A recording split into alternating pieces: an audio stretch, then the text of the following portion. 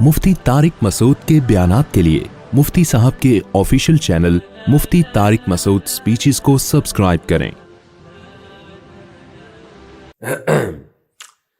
अल्हम्दुलिल्लाहि नहमदुहु व नुसल्ली अला रसूलिहिल करीम अम्मा बाद फ़अऊज़ु बिल्लाहि मिनश शैतानिर रजीम बिस्मिल्लाहिर रहमानिर रहीम शहरु रमज़ान अल्लज़ी उन्ज़िला फ़ीहिल क़ुरआनु हुदल लिन्नासि व बय्यिनातिन मिनल हुदा वल फ़ुरक़ान। कुरान मजीद की एक आयत तिलावत की है। अल्लाह ताला से दुआ है अल्लाह ताला सही तरह से बात कहने की, सुनने की, समझने की और फिर अमल की अल्लाह हम सबको तौफीक अता फरमाए। काफ़ी पढ़ा लिखा तबका और बिज़नेस कम्युनिटी से मुताल्लिक़ कुछ अफराद यहाँ बैठे हुए हैं। जब हम मस्जिद में बयान करते हैं तो हर तरह का क्राउड होता है, लेकिन जब इस तरह की गैदरिंग होती है तो सेलेक्टेड लोग होते हैं। तो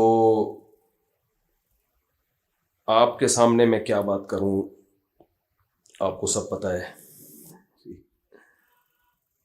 देखिए, मसला ये है, इस वक्त आयत तो मैंने पढ़ी है रमज़ान से मुताल्लिक़।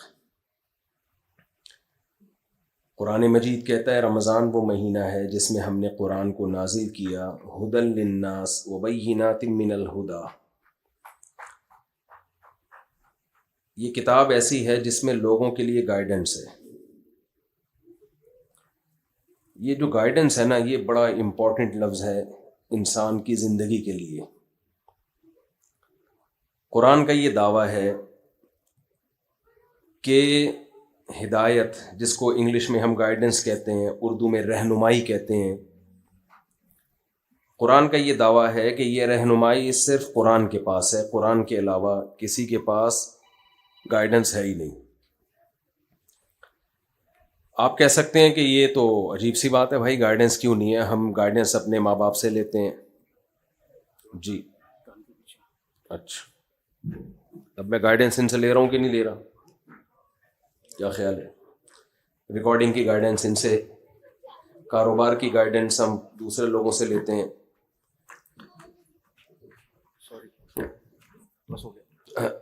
और आपकी तबीयत ख़राब हो जाए तो डॉक्टर से आप हिदायत लेते हैं, रहनुमाई लेते हैं। तो हम तो ज़िंदगी के बहुत सारे शोबों में मुख्तलिफ़ किस्म के लोगों से गाइडेंस लेते रहते हैं। कुरान कह रहा है कि गाइडेंस सिर्फ किसके पास है? कुरान के पास। तो अजीब सी बात हुई, समझ में आने वाली बात तो बज़ाहिर ना हुई है।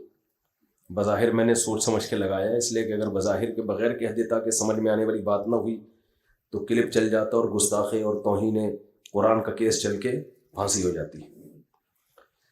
समझ रहे हैं कि नहीं समझ रहे कि मुफ्ती साहब ने कह दिया कि ये तो गलत मालूम हो रहा है। तो ये पाकिस्तान में इस वक्त मज़हब का ये हिस्सा रह गया हमारे सामने। समझ रहे हैं, मज़हब इस चीज़ का नाम है, उड़ा दो फोड़ दो, कोई पत्थर से ना मारे मेरे दीवाने को, बम का ज़माना है उड़ा दो साले को। सुना होगा ना आपने, कोई हुस्न हाजिर है मोहब्बत की सज़ा पाने को। असल में यूं था, मेरी आदत है अब चुटकुलों की, मैं बाज नहीं आता। महबूबा ने कहा था पुराने ज़माने में कि भाई मेरे हुस्न की वजह से ये मुझ पे आशिक हुआ है तो सज़ा मुझे मिलनी चाहिए, इस बेचारे को क्यों मार रहे हो? भाई ये ई को ख़त्म करें, जैसे नॉर्मल आवाज़ है ना वही रखें। हुस्न हाजिर है मोहब्बत की सज़ा पाने को, कोई पत्थर से ना मारे मेरे दीवाने को। तो कराची के हालात से ये शायर ने चेंज किया है, कोई पत्थर से ना मारे मेरे दीवाने को, बम का ज़माना उड़ा दो साले को। पुराने ज़माने की बात थी। खैर, तो भाई हम तो मुख्तलिफ ज़िंदगी के शोबों में हिदायत हम लेते रहते हैं, लेकिन कुरान कह रहा है कि हिदायत और गाइडेंस सिर्फ किसके पास है? कुरान के पास। लेकिन सवाल पैदा होता है, बज़ाहिर कुरान में तो कोई गाइडेंस है ही नहीं। आपका गला ख़राब हो, कुरान से गाइडेंस मिलेगी कैसे ठीक करना है? जवाब, अगर आप अभी तो ठीक है ना, गला ख़राब तो नहीं है, तो जवाब दे दें मुझे।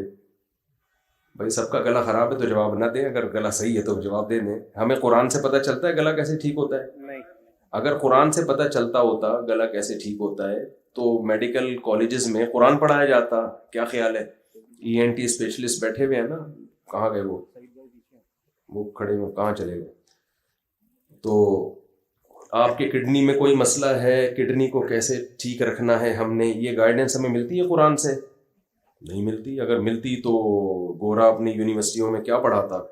قرآن پڑھاتا. پیسے آپ نے کیسے کمانے ہیں, یہ گائیڈنس ہمیں ملتی ہے قرآن سے؟ نہیں مل رہی بھائی ہمیں. اس کے لیے آپ کو تاجروں کے پاس اپنے بچوں کو بٹھاتے ہو. کبھی بھی بزنس سیکھنے کے لیے بچوں کو قاریوں کے پاس نہیں بٹھایا جاتا, مولاناؤں کے پاس بھی نہیں بٹھایا جاتا. لوگ مجھ سے پوچھ رہے ہوتے ہیں مفتی صاحب بزنس کا طریقہ بتا دیں, تو میں کہتا ہوں بھائی میں کوئی طریقہ بتا دیتا تو میں خود نہیں کر لیتا. ہم تو خود دوسروں پہ اعتماد کرتے ہیں بزنس کے معاملے میں. ہاں یہ ضرور بتا دیتا ہوں کہ کروڑوں میں کوئی ایک آدھ ہوتا ہے جس پہ اعتماد کیا جا سکے. تو ہم تو دیکھتے ہیں کہ ہمیں قرآن سے نہیں پتہ چل رہا بھائی. پیٹ خراب ہو جائے تو یہ گائیڈنس ہمیں نہیں مل رہی, سر میں درد ہو تو یہ گائیڈنس ہمیں نہیں مل رہی, بائک چلانے کا طریقہ نہیں مل رہا, گاڑی خراب ہو جائے تو انجن ٹھیک کرنے. تو قرآن کہہ رہا ہے گائیڈنس کس کے پاس ہے؟ قرآن کے پاس ہے. تو عجیب سی بات لگ رہی ہے یہ. دیکھیں گائیڈنس دو طرح کی ہوتی ہے. ہدایت یا گائیڈنس جسے ہم کہتے ہیں, جو ہماری زندگی کے سب سے امپورٹنٹ سوالات ہیں نا, جو ہمیشہ سے انسان حل کرنے میں لگا ہوا ہے, اس سوال کا جواب قرآن کہتا ہے میرے سوا کسی کے پاس نہیں ہے. میں سمجھا پا رہا ہوں اپنی بات؟ دیکھیں جب بھی ہم بلوغت کی دہلیز پہ قدم رکھتے ہیں, دماغ استعمال کرنا شروع کرتے ہیں, ایک سوال ہمیں بار بار کلک کرتا ہے لیکن ہم اس کو کچل دیتے ہیں, کہتے ہیں چھوڑو یار اس بحث میں نہیں پڑو. وہ سوال یہ کہ ہم کیوں ہیں,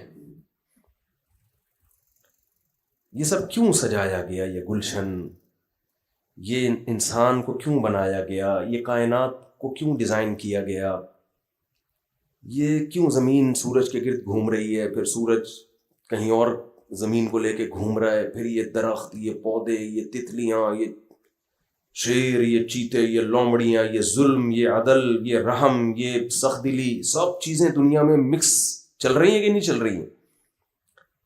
تو یہ سب ہے کیوں, اس کی ریزن کیا ہے؟ ہماری زندگی کا سب سے امپورٹنٹ سوال یہ ہے جسے ہم سائڈ پہ رکھ کے اپنی زندگی گزارتے ہیں. سائڈ پہ رکھنا اس لیے ضروری ہے کہ لائف کو انجوائے پوری طریقے سے انسان جب ہی کر سکتا ہے جب اس سوال میں پڑھنے کی ٹینشن نہ لے. وہ اگر آپ اس سوال کے جواب میں پڑھنے کی ٹینشن لیں گے تو بہت ساری پیچیدگیاں پھر زندگی میں کھڑی ہو جائیں گی کہ ہم کیوں ہیں. یہ سوال جو ہے نا, میں آسان سی مثال سے بات سمجھاتا ہوں. آپ کو کسی کمپنی نے پروجیکٹ دے کے امریکہ بھیجا بزنس کلاس میں, اس میں کچھ ڈاکٹرز بھی تھے, کچھ انجینئرز تھے, وہاں بھی بلڈنگ بنانی تھی. ڈاکٹروں کا کام یہ تھا کہ یہاں جو بیمار ہو جائیں گے تو وہی ٹھیک کرنا ہے آپ نے ان کو. جو سول انجینئر تھے میپ بنانا ہے, کچھ دوسرے انجینئر تھے انہوں نے یہ کرنا ہے وہ کرنا ہے. پورا پروجیکٹ دے کے پوری تیاری کر کے اور پیسے ویسے بھی آپ کی پینٹ میں ڈال دیے کہ وہاں کھاؤ پیو, کوئی ٹینشن نہ ہو. کام آپ کا کیا ہوگا, یہ پروجیکٹ ہمیں 1 سال میں کمپلیٹ کرنا ہے.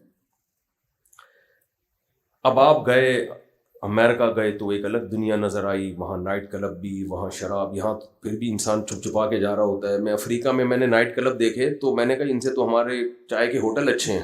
غریب ملکوں میں بھی نائٹ کلب بنائے ہوئے ان لوگوں نے, یعنی غیر مسلموں میں تو نائٹ کلب لازمی ہے لیکن غریبوں والے نائٹ کلب ہیں. تو جہاں اسلام نہیں ہوگا تو نائٹ کلب زندگی کا حصہ, شراب کباب, کیونکہ پھر لائف کا مقصد انجوائمنٹ کے بغیر کچھ بچتا نہیں ہے. تو اب آپ وہاں گئے, آپ نے ایک عجیب دنیا دیکھی. یار یہ تو علی رنگینی ہے, یہاں تو شراب بھی ہے, زنا بھی ہے, عیاشی بھی ہے, کوئی ٹینشن نہیں ہے. جیسے بچے بگڑ جاتے ہیں نا باہر ملکوں میں, ابا پیسے دے کے بھیجتے ہیں یونیورسٹی میں پڑھ لینا, اتنے سیمسٹر کی فیس میں دے چکا ہوں. بچہ وہاں جا کے عیاشیوں, کئی بچے ہم نے دیکھے ہیں بگڑے وہاں جا کے, ابا نے پڑھائی کے لیے بھیجا, وہ پڑھائی کے علاوہ دوسرے کاموں میں لگ گئے. اب جب ان کو کوئی بار بار یاد دلائے گا کہ بیٹا تم یہاں آئے نہیں ہو, تمہیں یہاں بھیجا گیا ہے, کتنے پروٹوکول کے ساتھ بھیجا ہے, ورنہ پاکستان میں لوگ ترس رہے ہیں باہر بھاگنے کے لیے, تمہیں کمپنی نے بھیجا تو تم سوچتے نہیں ہو کہ تمہیں کیوں بھیجا گیا ہے. اب مجھے ایک بات بتائیے, عیاشی کس میں, سوچنے میں ہے یا نہ سوچنے میں؟ نہ سوچنے میں مزے آ, چھوڑا یار دیکھیں گے, دیکھا جائے. سوچنے میں تو ٹینشن ہے, کیوں بھیجا, مقصد کیا تھا, باؤنڈ ہو جاؤ گے آپ. انسان کی عادت یہ ہے کہ وہ خواہشات کو ہمیشہ ترجیح دیتا ہے. بہت کم لوگ ہوتے ہیں جو عقل کو سامنے رکھ کے زندگی گزارتے ہیں. ہم جب سے بالغ ہوتے ہیں نا, ہماری عقل اور دل کی خواہشات, ان کا ہمیشہ جھگڑا اور پھڈا ہی رہتا ہے. عقل کیا کہتی ہے, سگریٹ پیو کہ نہیں پیو, نہ پیو, لیکن دنیا میں کروڑوں لوگ ہیں جو سگریٹ پیتے ہیں. عقل کا کیا کہتی ہے, شراب ہونی چاہیے سوسائٹی میں کہ نہیں ہونی چاہیے. نہیں, باہر ملکوں میں آپ دیکھیں وہاں جو ایکسیڈنٹ ہوتے ہیں وہ اکثر شراب پی کے ہی ہوتے ہیں, لیکن دل کیا کہتا ہے, بھائی یہ سب چیزیں لیگل ہونی چاہیے. بہت ساری مثالیں ہیں. عقل کیا کہتی ہے, جس ماں باپ اور ماں نے تمہیں پالا تو بڑھاپے میں ان کو پالو یا اولڈ ہاؤس میں جمع کرا دو. جواب دینا, پالو نا. لیکن دل کیا کہتا ہے, گوروں کا دل. ہم تو کلچر کے میں باؤنڈ ہوئے ہیں نا تھوڑے سے اب, ورنہ یہاں بھی دل یہی لوگوں کا کر رہا ہوتا ہے کہ ابا اولڈ ہاؤس میں ہی رہیں تو زیادہ اچھا. ان کا تو کلچر نہیں ہے تو وہ فوراً کہاں لے جاتے ہیں اس کو, ابا اماں کو اولڈ ہاؤس میں. تو پوری زندگی ہماری عقل اور دل کے جھگڑوں میں گزرتی ہے. اس وجہ سے ہم خواہشات کو جب غالب رکھتے ہیں تو ہم یہ سوچتے ہی نہیں ہیں کہ ہم کیوں ہیں, ہم کیوں ہیں. قرآن کا یہ دعویٰ ہے کہ انسان کیوں ہے, اس سوال کا جواب صرف کس کے پاس ہے, قرآن کے پاس. اور اللہ کہتا ہے یہ میرے علاوہ کسی کے پاس جواب ہو بھی نہیں سکتا, کیونکہ بھیجا میں نے. کمپنی جس نے آپ کو بھیجا ہو کسی پروجیکٹ کو دے کر, وہ کمپنی یاد دلائے گی کہ تو پیڑے کھا رہا ہے وہاں بیٹھ کے, بزنس کلاس میں ہم نے تمہیں بھیجا, وہاں تمہیں پروجیکٹ دے کے بھیجا, تم عیاشیوں میں لگ گئے. تو یہ بار بار یہ ٹینشن کس کو ہوگی, کمپنی کو ہوگی, آپ کو تھوڑی ہوگی. جس نے بھیجا ہے یہ ٹینشن اس کی ہے, وہ یاد دلائے گی کمپنی. آپ کے ابا نے آپ کو پڑھائی کے لیے بھیجا, آپ کا ٹکٹ کروایا, آپ کو بھاری بھرکم فیسیں بھری اور مستقبل کی امید پہ بیٹھ گئے کہ میرا بچہ پڑھ کر آئے گا تو یہ کرے گا وہ کرے گا. تو وہاں دوست آپ کو یاد دلائیں نہ دلائیں, ابا فون کر کر کے یاد دلائے گا. تو جو بھیجتا ہے نا, یہ اس کے ذمہ ہوتا ہے کہ وہ بتائے کہ میں نے کیوں بھیجا. تبھی ماضی میں وہ نعرہ لگا تھا نا, مجھے کیوں نکالا. تو میں جواب میں کہتا بھائی جس نے نکالا ہے اس سے پوچھو. ہم نے نکالا ہوگا تو ہم کہیں گے نا. جو کام کرتا ہے تو کام کرنے والے سے پوچھا جاتا ہے کہ آپ نے یہ کام کیوں کیا, جس نے کیا ہی نہ ہو. اکثر میں ایک چٹکلا سناتا ہوں. ایک بہت موٹے تازے آدمی کا انتقال ہو گیا, تو اب جنازے کو کندھا دینا بڑا مشکل تھا نا, بھاری تھا. تو اب اس کے بچے بول رہے ہیں بھائی کندھا دو, تو وہ کہہ رہے ہیں ہم نے تھوڑی مارا ہے, ہم کیوں کندھا دیں. تو جس نے کام کیا ہوتا ہے, کام کی ریزن اس سے پوچھی جاتی. آپ نے بچوں کو لڑائی کرتے ہوئے دیکھا ہوگا, گھر میں کوئی چیز ٹوٹ جاتی ہے, ماں باپ ایک بچے کو بلاتے ہیں, بیٹا تم نے کیوں توڑا. وہ فوراً دوسرے پہ ڈالے گا, میں نے نہیں توڑا, اس نے توڑا ہے. وجہ کیا ہے, کیوں کا جواب وہ کنورٹ کر دیتا ہے کہ پہلے یہ ثابت ہو جائے نا کہ میں نے نہیں توڑا, تو پھر مجھ سے یہ سوال بنے گا ہی نہیں کہ کیوں توڑا. تبھی وہ دوسرے پہ ڈال رہے ہوتے ہیں اس نے توڑا ہے, تاکہ یہ سوال کہ کیوں توڑا یہ مجھ سے نہ پوچھا جائے, یہ کس سے پوچھا جائے, اس سے پوچھا جائے. تو جو کام کرتا ہے اس سے پوچھا جاتا ہے آپ نے یہ کام کیوں کیا. ہمارے ساتھ ایک مسئلہ یہ ہے, گلشن اقبال میں آپ لوگ رہتے ہیں, ایک پڑھا لکھا علاقہ ہے, ایک اچھے لیول کے لوگ سوسائٹی کے لوگ رہتے ہیں یہاں پہ. تو آپ لوگ کے ساتھ ایک بہت بڑا, سوری مجھے کہنا پڑ رہا ہے, ایک بہت بڑا مسئلہ پڑھے لکھے لوگوں کے ساتھ یہ ہے کہ جو ان پڑھ ہوتے ہیں نا, وہ تو کسی سوال کا جواب کسی سے پوچھتے ہی نہیں. پڑھے لکھے لوگ چونکہ انہوں نے کچھ دنیا پڑھی بھی ہوتی ہے, تو وہ سمجھتے ہیں کہ جو ہم نے پڑھا ہے نا انہی کتابوں میں ہمیں ہر سوال کا جواب ملے گا. یہ بہت بڑی مسٹیک ہوتی ہے. آج کل یونیورسٹیوں میں لوگ سائنس سے بہت متاثر ہیں, گورے اسکالرز ہیں, ان کو پڑھتے رہتے ہیں, تو وہ سمجھتے ہیں ہر سوال کا جواب ہمیں یہاں سے ملے گا. یہ بات ہی غلط ہے بھائی. آپ کو بہت سارے سوال کا جواب یونیورسٹیوں سے ملے گا. آپ کو فزکس میں یہ جواب مل جائے گا کہ آپ کتنے کلومیٹر فی گھنٹہ کی اسپیڈ سے بھاگیں گے تو کتنے دیر کے بعد آپ کہاں ہوں گے. یہ اس سوال کا جواب آپ کو ملے. کون سے کیمیکل کو کون سے کیمیکل سے ملائیں گے تو کیا بنے گا, اس کا جواب آپ کو سائنسدان دیں گے. کیمسٹری کے جو سائنٹسٹ ہیں وہ آپ کو دیں گے. آپ کے پیٹ میں درد ہو تو کس قسم کا درد ہو تو کون سی دوا کھانے سے آپ کا وہ درد ٹھیک ہوگا, اس سوال کا جواب آپ کو سائنٹسٹ دیں گے. جو میڈیکل سائنس سے متعلق ہیں وہ جواب دیں گے. لیکن میرے بھائی ہم کیوں ہیں, یہ کائنات کیوں بنی ہے, تو یہ سائنسدانوں نے بنائی نہیں ہے, نہ ہمیں سائنسدانوں نے بنایا ہے, نہ اس کائنات کو سائنسدانوں نے بنایا ہے. سائنسدان یہ بتا سکتے ہیں کہ کیسے بنی ہے. دھماکہ ہوا تھا اور ڈھن ڈھن کر کے یوں ہو گیا تھا, بن گئی تھی. کس نے دھماکہ کیا, اس کے پیش نظر اس خوبصورت ترین دھماکے سے مقصد کیا تھا اس کا. کھربوں سال بغیر دھماکے کے بھی تو گزر ہی گئے تھے نا. کیا خیال ہے؟ سائنسدان بتاتے ہیں نا اتنے کھرب سال ہماری کائنات پرانی ہے, تو کائنات کی جو اسٹارٹنگ ہے وہ اتنے کھرب سال پہلے ہے. اس سے پہلے بھی تو کچھ ہوگا نا, اس کا تو ہمیں نہیں پتا. وہ کھرب ہے, ارب ہے, کیا ہے وہ, اس کا تو کوئی بتا ہی نہیں سکتا. تو اتنے عرصے تک تو کچھ بھی نہیں تھا. تو یہ کیوں ہوا دھماکہ, اور اتنا خوبصورت دھماکہ ہوا, اور ایسا خاندانی دھماکہ. کراچی میں تو دھماکے ہوتے ہیں اس سے تو تباہی بربادی ہو جاتی ہے. آپ دیکھ رہے ہیں جتنے بھی دنیا میں دھماکے ہوئے ہیں, آج تک کوئی خوبصورت نظام اس دھماکے سے وجود میں آیا؟ اللہ نہ کرے, ڈر کے بھاگ نہیں جائیے گا, اللہ نہ کرے یہاں دھماکہ ہو جائے. مثال دے رہا ہوں. تو آپ کا کیا خیال ہے, اس بوتل کا ڈھکن اگر نیچے ہوگا تو اس دھماکے کے نتیجے میں یہ ہو سکتا ہے کہ دھڑام سے بوتل پہ آ کے ہو جائے. یہ تو ہو سکتا ہے کہ ڈھکن اڑ کے دور گرے اور بوتل کا پانی باہر ہو جائے اور سب دائیں بائیں ہو جائے, سارا سیٹ اپ تباہ و برباد ہو جائے. ایسا نہیں ہو سکتا کہ ہم بوتلیں ادھر پڑی ہوئی ہوں, ڈھکن ادھر ادھر گرے ہوئے ہوں اور دھماکہ ہو اور یہ خوبصورت محفل جم جائے. تو ایسا دھماکہ نہیں. اور جو ماہرین ہیں وہ کہتے ہیں وہ جو بگ بینگ تھیوری ہے, یہ دھماکہ سیکنڈ کے کروڑواں حصے میں بھی اگر تھوڑا سا فرق ہو جاتا ہے نا, معمولی سا, تو یہ اتنا خوبصورت نظام وجود میں نہیں آتا. اور یہ جو کہتے ہیں جو زمین وجود میں آئی, پھر زمین میں پانی, پھر پانی سے پھر زمین کا 23 ڈگری جھک جانا, یہ سب ایسی خوبصورت کیلکولیشن ہے کہ ان میں سے اگر کچھ بھی کوئی بھی چیز نہ ہوتی تو یہ سب کچھ نہ ہوتا. مثال کے طور پر زمین سورج سے تھوڑا اور دور ہو جاتی تو ٹیمپریچر اتنا ڈاؤن ہو جاتا کہ زندگی نہ ہوتی. تھوڑا سا قریب ہو جاتی تو ہم سب تکے کباب بنے ہوئے ہوتے. کیا خیال ہے؟ اگر پیدا ہوتے, اول تو ہوتے ہی نہیں پیدا, کباب بنے ہوئے ہوتے ہم سب. یعنی ایک ایک چیز انسانی حیات کے لیے سوٹیبل ہے,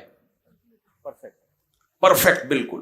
پانی بھی, آکسیجن بھی, ٹیمپریچر بھی, پھر گریوٹی بھی, پھر چاند بھی. اگر چاند نہ ہوتا تو بھی بہت زمین آڑی ترچھی ہو جاتی ہے ہماری. 2 چاند ہوتے تو وہ زیادہ مسئلہ ہو زمین کو, یہ جیسے کسی کی جڑواں بچے ہو جائیں نا, بچے سنبھالنے کا تجربہ نہ ہو اور جڑواں ہو جائے. تو اتنی بہترین کیلکولیشن, اتنی بہترین کیلکولیشن جو زندگی کے لیے ضروری تھی. اچھا, میں نے ایک دفعہ اس پہ بیان کیا کہ بھائی دیکھو یہ کچھ نہ ہوتا تو زندگی نہ ہوتی. تو ایک ایتھیسٹ نے اس پہ اعتراض کیا, بھائی ہم نہیں ہوتے کوئی اور مخلوق ہوتی, ہم نہیں ہوتے تو ایسی مخلوق ہوتی جو کچھ اور ہوتی. بھائی تو پھر ہے کیوں نہیں؟ کسی اور سیارے پہ ایسی کوئی مخلوق ہے کیوں نہیں؟ یعنی ان کا مقصد یہ تھا کہ یہ انسان کے لحاظ سے یہ سب انوائرمنٹ نہیں بنی ہے, انوائرمنٹ کی وجہ سے انسان بنا ہے. یعنی یہ والی انوائرمنٹ نہ ہوتی تو کوئی اور مخلوق بن جاتی. ایسا نہیں ہے. وَجَعَلْنَا مِنَ الْمَاءِ كُلَّ شَيْءٍ حَيٍّ, قرآن کہتے ہیں ہم نے ہر جاندار چیز کو کس سے بنایا؟ پانی سے. تو پانی سے ہر جاندار چیز کو ہم نے بنایا ہے. تو یہ انوائرمنٹ حیات کے لیے ضروری نہیں, انتہائی ضروری تھی. یہ کیلکولیشن آٹومیٹیکلی کسی حادثے کا نتیجہ بولیں نہیں ہو سکتی. پھر کتنی چیزوں کو آپ حسن اتفاق سے مانو گے. ہم کہتے ہیں نا بھائی حسن اتفاق ہے, کیسا ہو گیا, یوں ایک سیل بنا, پھر یہ ہوا, پھر یہ ہوا, پھر یہ ہوا, وغیرہ وغیرہ. وہ تو پورا لمبا چوڑا سیٹ اپ ہے ان کے پاس. یہ بار بار نہ ہلیں جلیں نہیں, پھر مجھے بہت ڈسٹربنس ہو رہی ہے. ہاں جی جی جی. تو یہ کہتے ہیں نا حسن اتفاق سے یہ سب کچھ ہو گیا. میں اکثر اس کی ایک مثال دیتا ہوں. حسن اتفاق سے یہ تو ہوتا ہے کہ آپ نے کسی سے کروڑوں روپے قرضہ لیا تھا اور بھاگے, آپ جس بس میں چڑھے اتفاق سے وہ بھی اسی بس میں تھا. آپ نے مکان علاقہ چھوڑ کے کہیں اور گئے, پتہ چلا پڑوس میں بھی. یعنی قبح اتفاقات تو بہت ہوتے ہیں, ایسے حسن اتفاق نہیں ہوتے کہ آپ نے کسی سے 1 کروڑ روپے لیے, جیسے ہی لیے اس کا انتقال ہو گیا, وہ آپ کے ہو گئے 1 کروڑ. پھر آپ نے اس سے 1 کروڑ روپے قرضہ لیا, اگلے دن جس سے قرضہ لو ساری دنیا مر جائے گی, وہ نہیں مرتا. وہ نہیں مرے گا. یہ تو خیر ایک سمجھانے کے لیے مثال دے رہا ہوں. تو لا آف چانس, کچھ چیزیں بائی چانس ہو جاتی ہیں نا. تو یہ کیسی بائی چانس کچھ چیزیں ہو گئی ہیں کہ ایک سیل وجود میں آیا جس کی جو ترکیب ہے اتنی پیچیدہ ہے کہ کروڑوں سال میں جا کے اس بات کا سائنسدان کہتے ہیں امکان ہے کہ شاید کوئی ایسا سیل بن جائے, جبکہ بے شمار سائنسدان اس کا انکار کر رہے ہیں کہ خربوں سال میں بھی نہیں بن سکتا. چلو فرض کر لیا اتفاق, حسن اتفاق سے ایک بن گیا. پھر حسن اتفاق سے اس میں ایسے سافٹ ویئر انسٹال ہو گئے کہ وہ 1 کے 2 بھی ہو رہا ہے, 2 کے 4 بھی ہو رہے ہیں.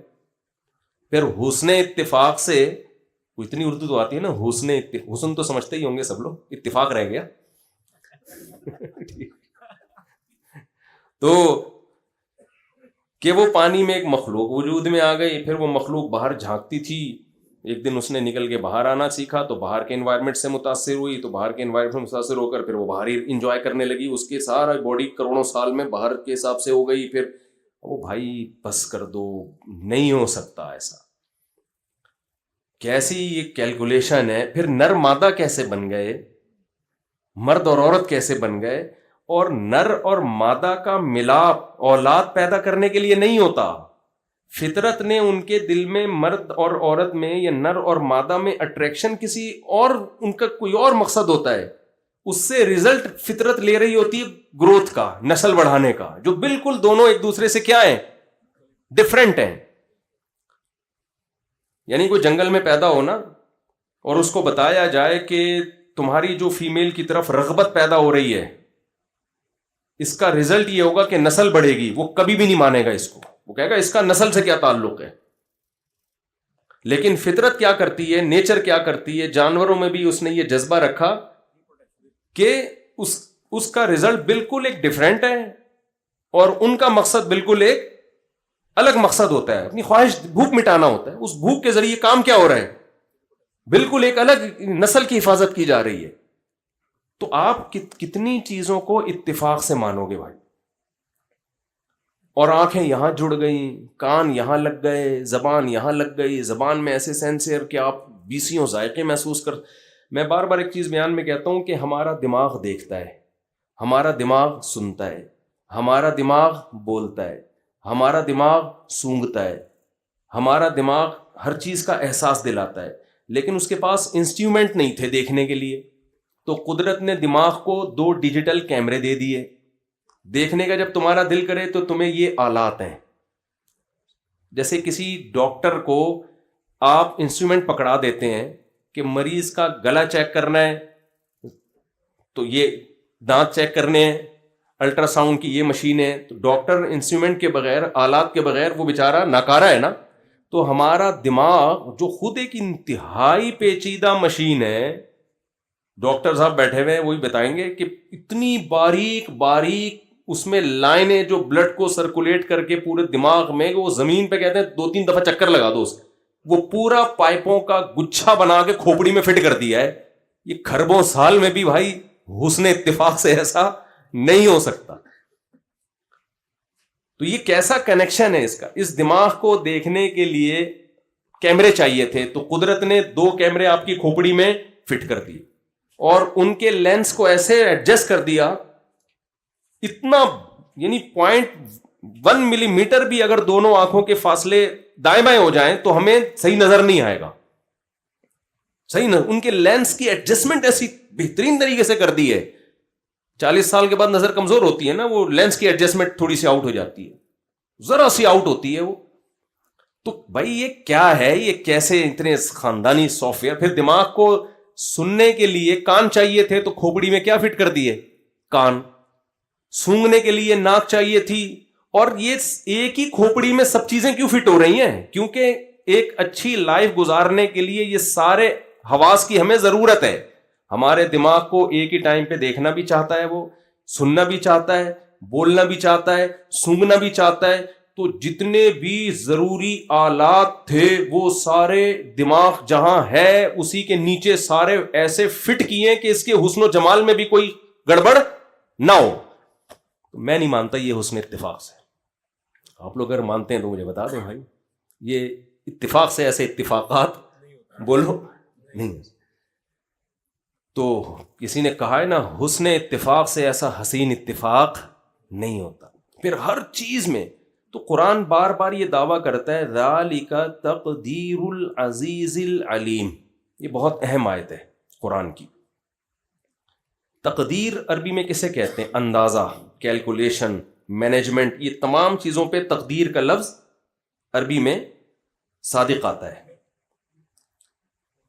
یعنی جو چیز اتفاق سے ہونا, جو بے تکی ہو, اس کی جو اپوزٹ ہے وہ کیا ہے؟ تقدیر, یعنی مقدر. ایک کیلکولیشن کے ساتھ کسی چیز کو ایڈجسٹ کرنا. ان تمام معنوں میں عربی کا یہ لفظ استعمال ہوتا ہے جسے ہم کیا کہتے ہیں؟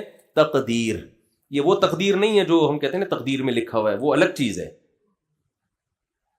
یہ جو تقدیر ہے نا, تقدیر یہ ہے جو قرآن میں تقدیر العزیز العلیم کا لفظ, قرآن میں ایک ہی لفظ مختلف جگہوں پر مختلف معنی میں استعمال ہوا ہے نا. جیسے ہم اردو میں بھی ظالم کا لفظ جب ہم ویسے ہی بولتے ہیں تو ظالم کا مطلب ظلم کرتا ہے, لیکن شاعری میں ظالم کا مطلب ظالم نہیں ہوتا. حسینہ جو ہوتی ہے نا محبوبہ, اس کو ظالم کہا جاتا ہے. اگر اس کو کوئی عادل کہہ دے تو وہ پھر اس کے حسن کی تعریف نہیں کی آپ نے. ظالم کا مطلب ہے, اب یہاں سارے ظالم کا مطلب کیا ہے بھائی؟ جو جس سے آپ کو عشق ہو جائے تو وہ ظالم ہی ہوتا ہے نا. اگر وہ عادل ہے تو اس کا مطلب تو اس نے تو آپ کو کوئی تکلیف ہی نہیں دی, اس کے حسن پہ آپ کوئی ٹینشن ہی نہیں لے رہے. تو ٹینشن ظالم دیتا ہے نا, عادل تھوڑی ٹینشن دیتا. تو یہ شاعروں کی اپنی اصطلاحات ہوتی ہیں. ہم دیکھتے ہیں ایک ہی لفظ ایک ہی زبان میں مختلف جگہوں پہ مختلف معنی میں وہ استعمال ہوتا ہے. تو قرآن میں بھی ایسا ہی ہے, ایک لفظ ایک جگہ کسی اور معنی میں ہے. قرآن میں ظلم کا لفظ بھی ایسے, وَلَمْ تَظْلِمْ مِنْهُ شَيْئًا. قرآن کہتا ہے وہ ایک باغ تھا جس کا درخت پھل دیا کرتا تھا اور ظلم نہیں کرتا تھا. تو وہاں ظلم کا مطلب ظلم نہیں ہے, ظلم کا مطلب پھلوں میں کمی نہیں کرتا تھا. تو مختلف معنی میں قرآن کے الفاظ مختلف. تو جب ہم یہ آیت پڑھتے ہیں ذالک تقدیر العزیز العلیم, یہ بہت امپورٹنٹ آیت ہے. قرآن میں نا سورہ یاسین میں اللہ نے ستاروں سیاروں کا تذکرہ کیا اور کہا للشمس ينبغي لها ان تدرك القمر ولا الليل سابق النهار كل في فلك يسبحون. یہ جتنے ستارے سیارے ہیں آسمان میں ایک مخصوص دائرے میں یسحبون, تیرتے چلے جا رہے ہیں. میں سمجھا پا رہا ہوں اپنی بات؟ یہ جو نظام ہے نا پورا, یہ تیر رہے ہیں. حالانکہ پانی تھوڑی ہے جو تیر رہے ہوں گے. تیرنے کا لفظ اسموتھلی بالکل, یعنی ایسا نہیں ہے کوئی اسپیڈ بریکر آ رہا ہو یا کوئی تھوڑا سا یوں ہل گئے ہوں, آگے ہوائیں تیز آئی ہوں تو یوں ہو گئے ہوں. بالکل جیسے کوئی سوئمر بہترین تیرتا ہوا جا رہا ہوتا ہے, بالکل ایسے ہی یہ سب کے سب ایک مخصوص دائرے میں تیر رہے ہیں. تو قرآن نے یہ دعویٰ کر کے کہا یہ حسن اتفاق نہیں ہے, یہ خود بخود نہیں ہوا. ذالک تقدیر, یہ مینجمنٹ ہے, کیلکولیشن ہے. اب تقدیر کا مطلب سمجھ میں آیا کہ یہ تقدیر یہ اپوزٹ ہے, کچھ کام اتفاق سے ہو جائے. تو اللہ کہہ رہے یہ اتفاق سے نہیں ہو رہا, یہ مینجمنٹ ہے, یہ کیلکولیشن ہے. باقاعدہ کس سیارے کو, کس ستارے کو کتنی اسپیڈ پہ کس مدار میں دوڑنا ہے تاکہ یہ نظام کائنات چلتا رہے. پھر زمین کو جو 23 ڈگری جھکا کے گھما دیا، ہر چیز میں قرآن کہہ رہا ہے یہ نہیں ہو سکتا. تم اس میں جب غور کرو گے تمہیں پتہ چلے گا یہ کیلکولیشن ہے. اور قرآن پھر آگے یہ دعویٰ کر رہا ہے یہ کیلکولیشن بھی کسی معمولی ذات کی طرف سے نہیں ہے. جب تم اس میں غور کرو گے تمہارے سامنے 3 چیزیں نکل کے آئیں گی. ہم جب کائنات میں غور کرتے ہیں نا تو ہم یہاں تک غور کرتے ہیں کہ یہ بوتل کیسے بنی اور اس پہ ڈھکن کیسے لگا اور اس کے اندر کیا ہے. اس سے آگے نہیں جاتے کہ یار اس کو کس کمپنی نے بنایا. دنیا میں تو ہم چلے جاتے ہیں، یعنی دنیا میں تو ہم چلے جاتے ہیں اس کو کس کمپنی نے بنایا اور کیوں بنایا وغیرہ وغیرہ. لیکن جب ہم اس کائنات میں غور و فکر کرتے ہیں تو کیسے بنی اس میں تو غور ہوتا ہے. بنانے والا کون ہے اور اس کی کیا صفات ہو سکتی ہیں، اس سوال کو ایسے پی جاتے ہیں جیسے آپ دوسری شادی کرتے ہوئے پکڑے جائیں اور بیگم آپ سے پوچھ لے کہ میں نے سنا ہے کہ آپ نے کر لی، تو آپ کی حالت کیا ہوتی ہے؟ آپ کوشش کرو گے ٹاپک چینج ہو ٹاپک چینج ہو، گھماؤ گے ادھر ادھر. بھائی کیا کہ شادیوں کے علاوہ کوئی اور بات نہیں آتی بیگم تمہیں؟ تو دنیا اس سوال کو پی رہی ہے، جبکہ قرآن سب سے زیادہ فوکس اسی سوال کو کرتا ہے. ان فی خلق السماوات والارض واختلاف اللیل والنہار لآیات لأولی الالباب. اللہ کہتے ہیں زمین اور آسمان کے بنانے میں، دن رات کے عدلنے بدلنے میں، اور یہ ساری چیزوں میں عقل مندوں کے لیے بڑی بڑی نشانیاں ہیں. بھائی نشانیاں عقل مندوں کے لیے ہیں تو وہ ان نشانیوں میں غور کر کے رزلٹ کیا نکالتے ہیں؟ آپ کہہ سکتے ہو انگریزوں نے ان نشانیوں پہ غور کر کے رزلٹ یہ نکالا کہ ہم سورج تک کیسے پہنچ سکتے ہیں، ہم چاند تک کیسے پہنچ سکتے ہیں. یہ رزلٹ نکالنے پر بھی اللہ کی طرف سے کوئی پابندی نہیں ہے. یہ گائیڈنس آپ کو مل جائے گی سائنسدانوں سے. قرآن کسی اور گائیڈنس کی بات کر رہا ہے. قرآن کہہ رہے جب جو اس کائنات میں غور کرتے ہیں تو وہ اس نتیجے تک پہنچتے ہیں ربنا ما خلقت ھذا باطلا، اے اللہ تو نے یہ سب بیکار پیدا نہیں کیا، ایویں ہی نہیں پیدا کر لیا ہے ایویں، یا تو نے ایک دھماکے سے سب کچھ توڑ تاڑ کے برابر ویسے ہی. یہ نہیں ہو سکتا. انسانی فطرت اس بات کو کبھی قبول نہیں کر سکتی کہ بنانے والے نے ویسے ہی بنا دیا اور اس کے پیچھے کوئی مقصد تھا ہی نہیں، بس ویسے ہی. یہ نہیں ہو سکتا. تو میں وہ پہلے ذالک تقدیر العزیز العلیم کو ذرا تھوڑا سا اس کو ایکسپلین کروں. تو قرآن جب بھی اس کائنات میں غور و فکر کرنے کا حکم دیتا ہے تو قرآن کہتا ہے یہ خود بخود نہیں ہے. ایک اور آیت ہے نا ام خلقوا من غیر شیء ام هم الخالقون. قرآن کہتا ہے کیا تم خود سے بن گئے ہو یا تم نے خود اپنے آپ کو بنا لیا ہے؟ بھائی جواب نہیں دیا اس سوال کا. بعض جواب اتنے واضح ہوتے ہیں کہ قرآن سوال کر کے چھوڑ دیتا ہے. جیسے مشرکین سے قرآن نے جب خطاب کیا امن جعل الارض قرارا وجعل خلالها انہارا وجعل لها رواسي وجعل بین البحرین حاجزا. یہ جو بتوں کو پوچھتے ہیں نا قرآن ان سے خطاب کرتا ہے بھلا جس نے زمین کو جائے قرار بنا دیا، جس نے زمین کے درمیان پانی جاری کر دیا، جس نے زمین میں پہاڑ گاڑ دیے اور میٹھے اور کھارے پانی کو ایک ساتھ چلا دیا، الہ مع اللہ، اس کے علاوہ کوئی اور عبادت کے لائق ہو سکتا ہے؟ آگے جواب نہیں دیا، اس لیے کہ یہ تو 2 اور 2 4 کی طرح بات ہے کہ نہیں ہو سکتا. بھائی یہ پتھروں کے بنے ہوئے بتوں کے سامنے کیا جھکتے ہو؟ ان کا کیا تک بنتا ہے کہ گائے کی عبادت کر رہے ہو یا سورج کی عبادت کر رہے ہو؟ یہ کیا کر رہے ہو؟ تو یہاں بھی قرآن نے سوال کر کے چھوڑ دیا ہے. ام خلقوا من غیر شیء ام هم الخالقون. اللہ کہتے ہیں خود بخود بن گئے، لا آف چانس کے تحت، بائی چانس ایسا ہو گیا کہ ایک سیل بنا، سافٹ ویئر اس میں انسٹال ہو گئے، اور پھر عجیب بات ہے ماں اور مرد اور عورت کا ملاپ ہوتا ہے، حمل ٹھہرتا ہے، کھانا کھانے سے اس بچے کی ہڈیاں بن رہی ہیں اور سب کچھ بنا کے جیسے ہی بچہ مارکیٹ میں آیا ماں کی چھاتیوں میں حسن اتفاق سے دودھ بھی اسی وقت بن گیا. میرے خیال میں سمجھا نہیں پا رہا یہ کون سا حسن اتفاق ہے یار. تو یاد رکھو دنیا میں ہر فیلڈ میں 1 نمبر بھی ہوتے ہیں، 2 نمبر بھی ہوتے ہیں کہ نہیں ہوتے؟ تو آپ یہ نہ سمجھو کہ سائنس کی دنیا میں سارے ایک نمبر ہی ہوتے ہیں. سائنسدانوں میں بھی تھوڑے نہیں بڑے بڑے پھینکو پڑے ہوئے ہیں. سائنس میرا ٹاپک نہیں ہے، لیکن ایسا نہیں ہو سکتا کہ کسی سائنسدان کی ہوائی فائرنگ کو میں اس لیے لے لوں کہ وہ سائنس ہے جی، وہ چاند پہ پہنچے ہوئے ہیں. یہ نہیں ہو سکتا. جب خدا کو آپ نے ڈکشنری سے نکالنے کا فیصلہ کر ہی لیا ہے تو پھر تو کچھ بھی گڑتے رہو بیٹھ کے. تو یہ نہیں ہو سکتا. حسن بچہ پیدا ہوا اور فوراً ماں کی چھاتیوں میں دودھ آیا. یہ بہت پیچیدہ سافٹ ویئر انسٹال ہوئے ہیں بھائی ماں کے پیٹ میں. وہی خوراکوں سے گوشت بن رہا تھا، وہی خوراک سے آنکھ بن رہی تھی، وہی خوراک سے کان. ابھی اس کو دودھ کی ضرورت نہیں ہے تو دودھ نہیں بن رہا. جیسے ہی پیدا ہوا فوراً دودھ بننا شروع. اور بچہ کتنا گھننا ہوتا ہے کچھ بھی نہیں پتا ہوتا، لیکن کم وقت کو یہ پتا ہوتا ہے دودھ کہاں سے ملے گا اور حلق میں اترے گا کیسے. مجھے یاد ہے میں 9th کلاس میں نا ڈاروین کی تھیوری پڑھتا تھا میں، وہ ہمارے سلیبس کا حصہ ہے. تو میرا دماغ خراب ہونا شروع ہو گیا، پڑھ کے بچے خراب ہوتے ہیں اس سے. میں ڈاروین پہ جو اتنا رد کرتا ہوں نا، کیونکہ میں خود ڈسا ہوا ہوں. ہمیں ہمارے ٹیچر بتاتے تھے ہم بندر سے بنے، ہم یہ بنے. میں کہتا یار تو پورا خدا کا تصور، آدم کو مٹی سے، تو سب برباد ہو گیا. تو ایک وسوسے آتے تھے. انہی دنوں میں مجھے یاد ہے میں نماز پڑھنے جا رہا تھا تو کہیں گلی میں نا کسی کی بکری نے بچہ دیا ہوا تھا. میں نے دیکھا وہ بچہ پیدا ہوتے ہی دھن تلاش کر رہا ہے،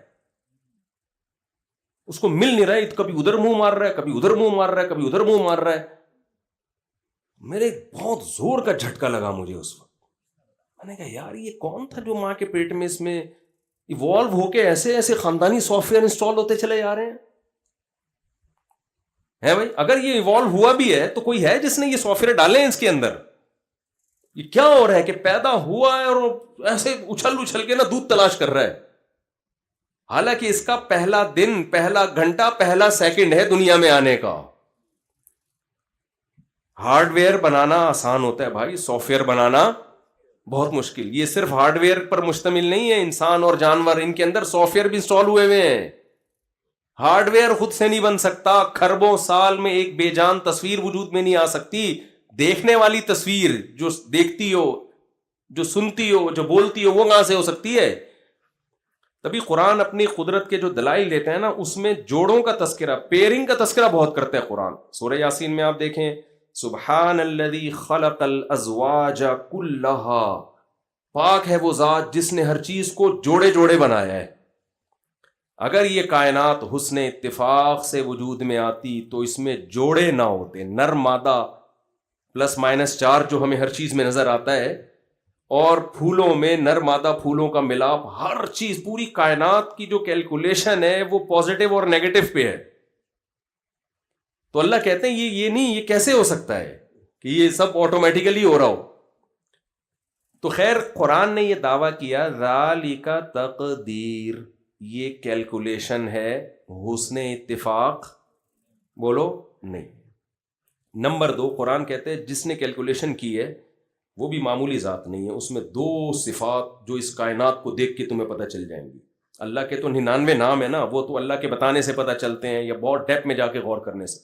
2 چیزیں اس کائنات کو دیکھتے ہی پتہ چل جاتی ہیں کہ جس نے بنایا ہے العزیز، بہت پاورفل ہے، وہ کمزور نہیں ہے. نمبر 2 العلیم، اس کا علم، نالج بہت ہے اس کے پاس. کیونکہ اتنی زبردست کیلکولیشن کے لیے نالج کا ہونا بھی ضروری. بہت سے لوگوں کے پاس نالج ہوتی ہے، طاقت نہیں ہوتی کام کرنے کی.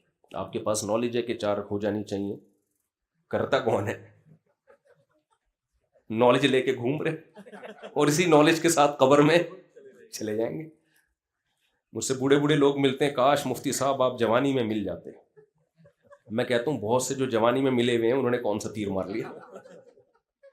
پھر خواتین بھی بیان سن رہی ہیں، اس کو مزاح ہی سمجھیں. سیریسلی جب ہم اکیلے ہوں گے پھر اس پہ بات کریں گے، ابھی آپ اس کو مزاح سمجھیں. صرف نالج کا ہونا ضروری نہیں ہے، اور صرف طاقت اور قوت کا ہونا بھی ضروری نہیں ہے. بڑے بڑے طاقتور ہیں، نالج ہی نہیں ہے تو کیا کریں گے؟ علم اور قدرت، یہ 2 چیزیں ملتی ہیں تو کام ہوتا ہے. تو اللہ کہتے ہیں سورہ یاسین میں ذالک تقدیر العزیز العلیم.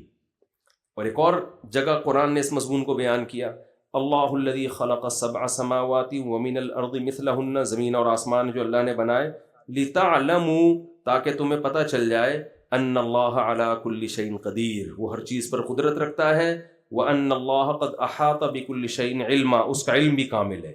کمزور علم اور کمزور طاقت کے ساتھ یہ کام ہو نہیں سکتا۔ میں سمجھا پا رہا ہوں اپنی بات؟ تو اب میں آپ سے یہ عرض کر رہا ہوں کہ جس نے اس کائنات کو بنایا ہے وہ ہمیں یہ نہیں بتائے گا کہ کھاتے کیسے ہیں، وہ تو اس نے سافٹ ویئر انسٹال کر دی، کھاتے کیسے ہیں یہ تم پیدا ہوتے ہی پتہ چل جاتا ہے، دودھ کہاں سے ملے گا، حلق میں کیسے اترے گا۔ ڈاکٹر صاحب بیٹھے ہوئے ہیں بہت معذرت کے ساتھ، تبھی میں لوگوں سے کہتا ہوں کہ ہر چیز میں ڈاکٹروں کو نہ گھسنے دو، کچھ چیزیں فطرت نے ہمیں ویسے ہی بتا دی ہیں۔ آج کل ایک بڑا چرچا چل رہا ہے 24 گلاس پانی پینے چاہیے، اس لوگوں کو بھائی میں کہتا ہوں یہ پانی کتنا پینا ہے یہ ضروری چیزیں فطرت نے ڈاکٹروں پہ نہیں رکھی ہیں، تو آدم علیہ السلام کے زمانے سے پینا پڑ رہا ہے نا، یہ چیزیں فطرت ہمیں خود سکھا دیتی ہے، بلا وجہ کیوں پانی کے گلاس چڑھا کے بیڑا غرق کر رہے ہو اپنا؟ سوری کوئی ڈاکٹر صاحب اختلاف کریں مجھ سے، ہاں کوئی بیماری ہو تو ایک الگ بات ہے، نارمل آدمی بھائی جب پانی کی ضرورت ہوگی فطرت خود بتائے گی۔ اسی میں ایک اور چیز ایڈ کر رہا ہوں میں، موضوع نہیں ہے میرا، شادی کب کرنی ہے یہ بھی ڈاکٹر سے نہیں پوچھو آپ، یہ بھی بہت بڑا مسئلہ۔ موٹیویشنل اسپیکرز گائیڈ کر رہے ہیں آج کل آ کے نا، ایکچولی یہ شادی کی عمر جو ہے 25 سال ہے، ایکچولی یہ 24 سال، ایکچولی ٹوپی ڈرامہ ہے، شادی کب کرنی ہے یہ آپ کی جو ڈیزائرز ہیں وہ آپ کو بتاتی ہیں، یہ جبلت میں ڈال دی ہے فطرت نے۔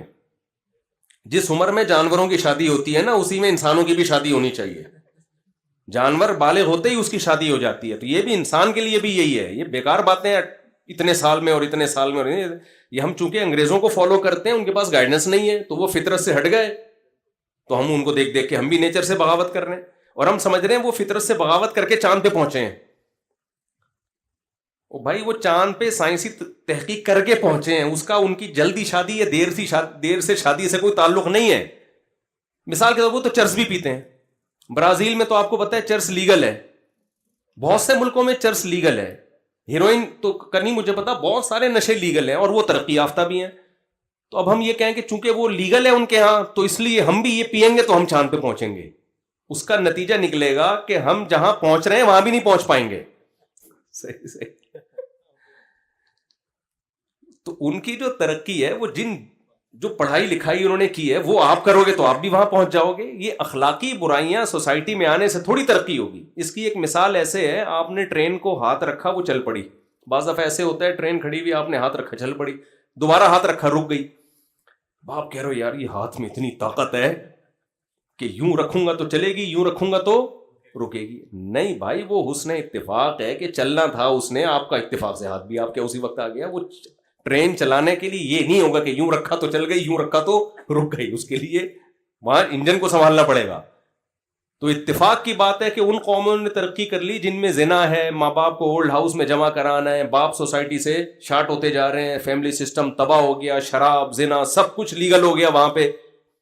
تو اب ہم نے کہا کہ چونکہ یہ سب چیزیں وہاں لیگل ہیں اس لیے انہوں نے ترقی کی ہے، ترقی ان چیزوں سے اس کا کوئی تعلق نہیں، یہ چیزیں نہ ہوتی تو اس سے زیادہ ترقی کر لیتے۔ اور ہمارے ہاں اگر یہ چیزیں آ گئیں تو تھوڑی سی ترقی ہے وہ اس سے بھی ہاتھ دھونے پڑیں گے ہمیں، بیڑا ہی غرق ہو جائے گا۔ میں ایک مثال دے کے پھر ٹاپک کی طرف آتا ہوں۔ لوگ کہتے ہیں وہاں معذوروں کو کیسے لوگ، وہاں کی گورنمنٹ کیسے کیئر کرتی ہے معذوروں کی، ہماری گورنمنٹ تو نہیں کرتی۔ ہماری گورنمنٹ نہیں کرتی، یہ بات درست ہے بالکل، اور ان کی گورنمنٹ کرتی ہے، لیکن ان کی گورنمنٹ کرنا چھوڑ دینا تو معذور لوگ وہاں روڈوں پہ ترستے پھریں گے، کیونکہ وہ لوگ اپنے بھائی بہنوں کی کیئر نہیں کرتے۔ تو گورنمنٹ کی جو خوبی ہے وہ آپ ان قوم میں کیوں ڈال رہے ہو؟ ہماری اتنی کرپٹ گورنمنٹ ہو کے بھی معذوروں کا اتنا برا حشر نہیں ہوتا۔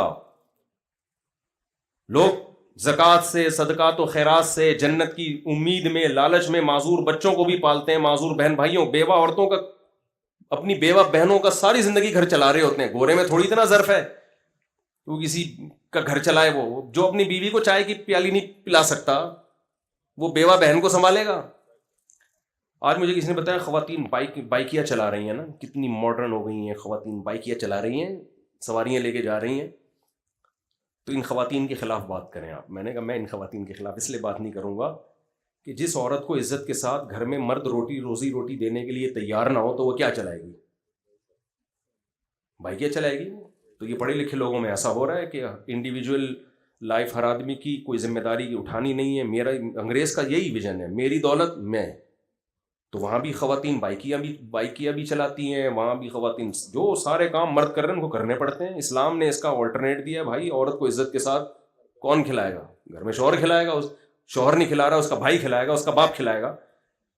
تو خیر کہاں سے کام چلے گئے. تو میں یہ عرض کر رہا تھا بھائی جس نے بنایا ہے وہ پرپز بتائے گا نا کیوں بنایا. تو یہ والی گائیڈنس جو بڑی خاندانی قسم کی گائیڈنس ہے, جو ہماری لائف کے لیے سب سے زیادہ بولو ضروری ہے, یہ قرآن کہتے ہیں میرے سوا کسی کے پاس نہیں ہے. اور ظاہر ہے قرآن اگر اللہ کا کلام ہے تو اللہ کے سوا کوئی یہ بتا بھی نہیں سکتا. تو اس گائیڈنس میں ہمیں 2-3 چیزوں کی ضرورت ہے. نمبر 1, ہم کیوں بنے ہیں, کوئی بنانے والا ہے یا نہیں ہے. اور نمبر 3, جس مقصد کے لیے بنے ہیں اس مقصد پہ ہم آئیں گے کیسے. موٹیویشن بھی چاہیے نا انسان کو. یہ ساری گائیڈنس ہمیں کہاں سے ملتی ہے؟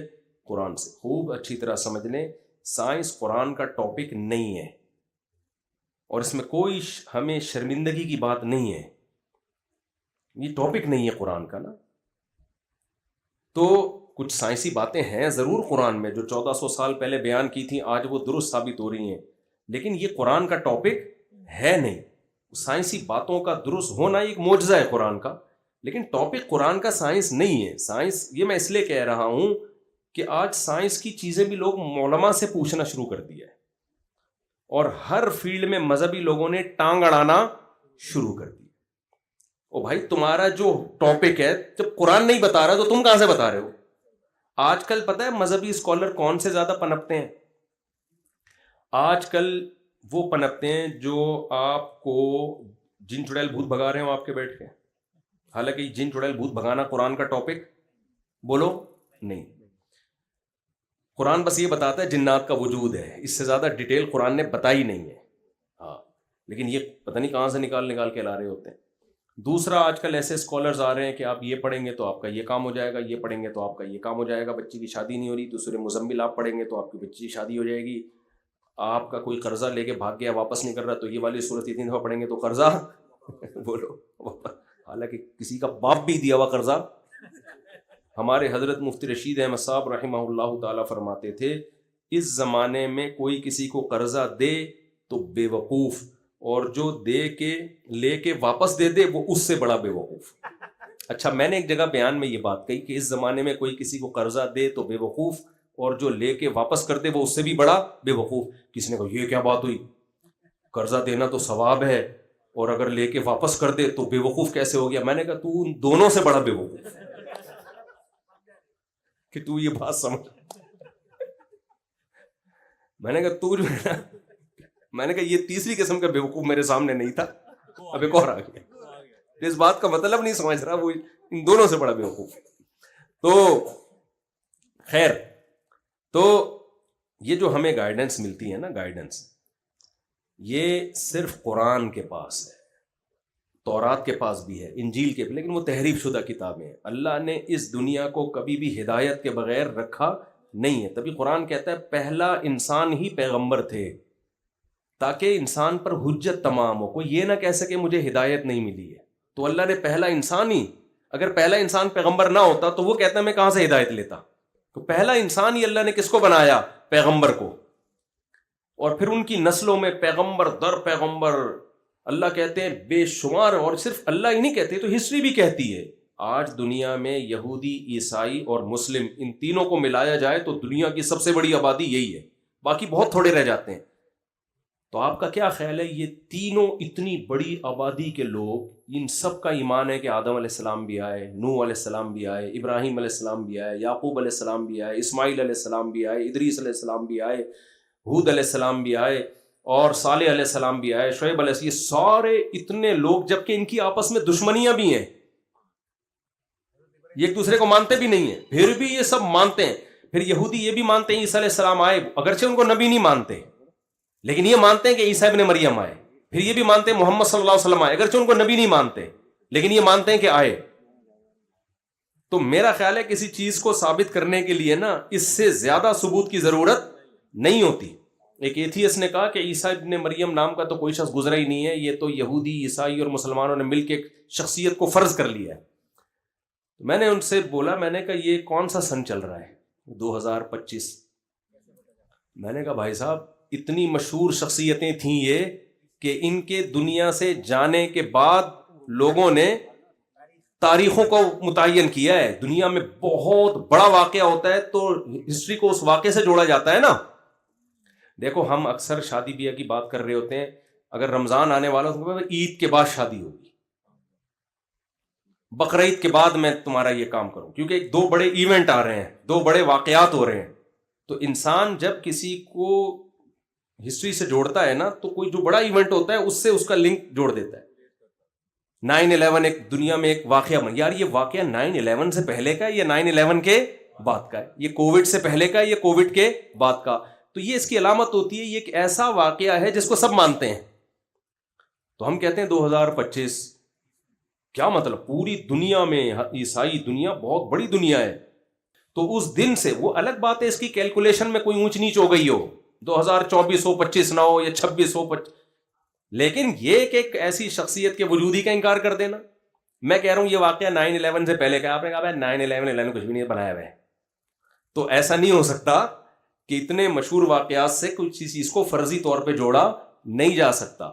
خیر، تو اتنے سارے پیغمبر دنیا میں آئے اور سب کا دعویٰ ایک تھا کہ انسان کو یہ بتایا جائے کہ تمہیں پیدا کیوں کیا گیا ہے. آپ کہنے والے کہہ سکتے ہو مفتی صاحب رمضان پہ ہم آپ کا بیان سننے کے لیے آئے تھے، آپ یہ کیا لے کے بیٹھ گئے ہو؟ کہنے والے تھے نا. تو یہ رمضان ہی پہ بیان ہو رہا ہے میرا. یہ میرا بیان کس پہ ہو رہا ہے؟ رمضان پہ ہو رہا ہے. تو اس کے بغیر رمضان سمجھ میں آئے گا نہیں. ہمارا اپنا اسٹائل ہے بھائی بات کرنے کا. خیر، ایک حکیم صاحب جب بھی علاج کرتے تھے نا ہر ایک کو جلاب آور دوا دیتے تھے. وہ ان کا اپنا حکیموں کا ہوتا ہے نا. تو وہ ہمارے حضرت مفتی رشید صاحب بیمار ہوئے، ڈاکٹر ان کا گلا بند ہو گیا تھا، علاج سے فائدہ نہیں ہو رہا تھا. تو حکیم جس کو آتے جس کو کہتے پہلے میرا طریقہ یہ ہے کہ میں پہلے پیٹ صاف کرتا ہوں. تو حضرت ویسے ہی دبلے پتلے سے تھے. حضرت نے کہا مجھے نہیں چاہیے بھائی تیری دوا. تو وہ پھر ایک لطیفہ سناتے تھے کہ حکیم صاحب ہر ایک کو کہتے تھے کہ بھائی جو بھی بیمار آتا کہتے ہیں پہلے اس کا مادہ فاسدہ نکلنا چاہیے، موشن کی دوا دی جائے اس کو، تاکہ مادہ جو فاسد مادے جمع ہو گئے پہلے وہ نکلیں گے پھر صحیح مادے جائیں گے اندر.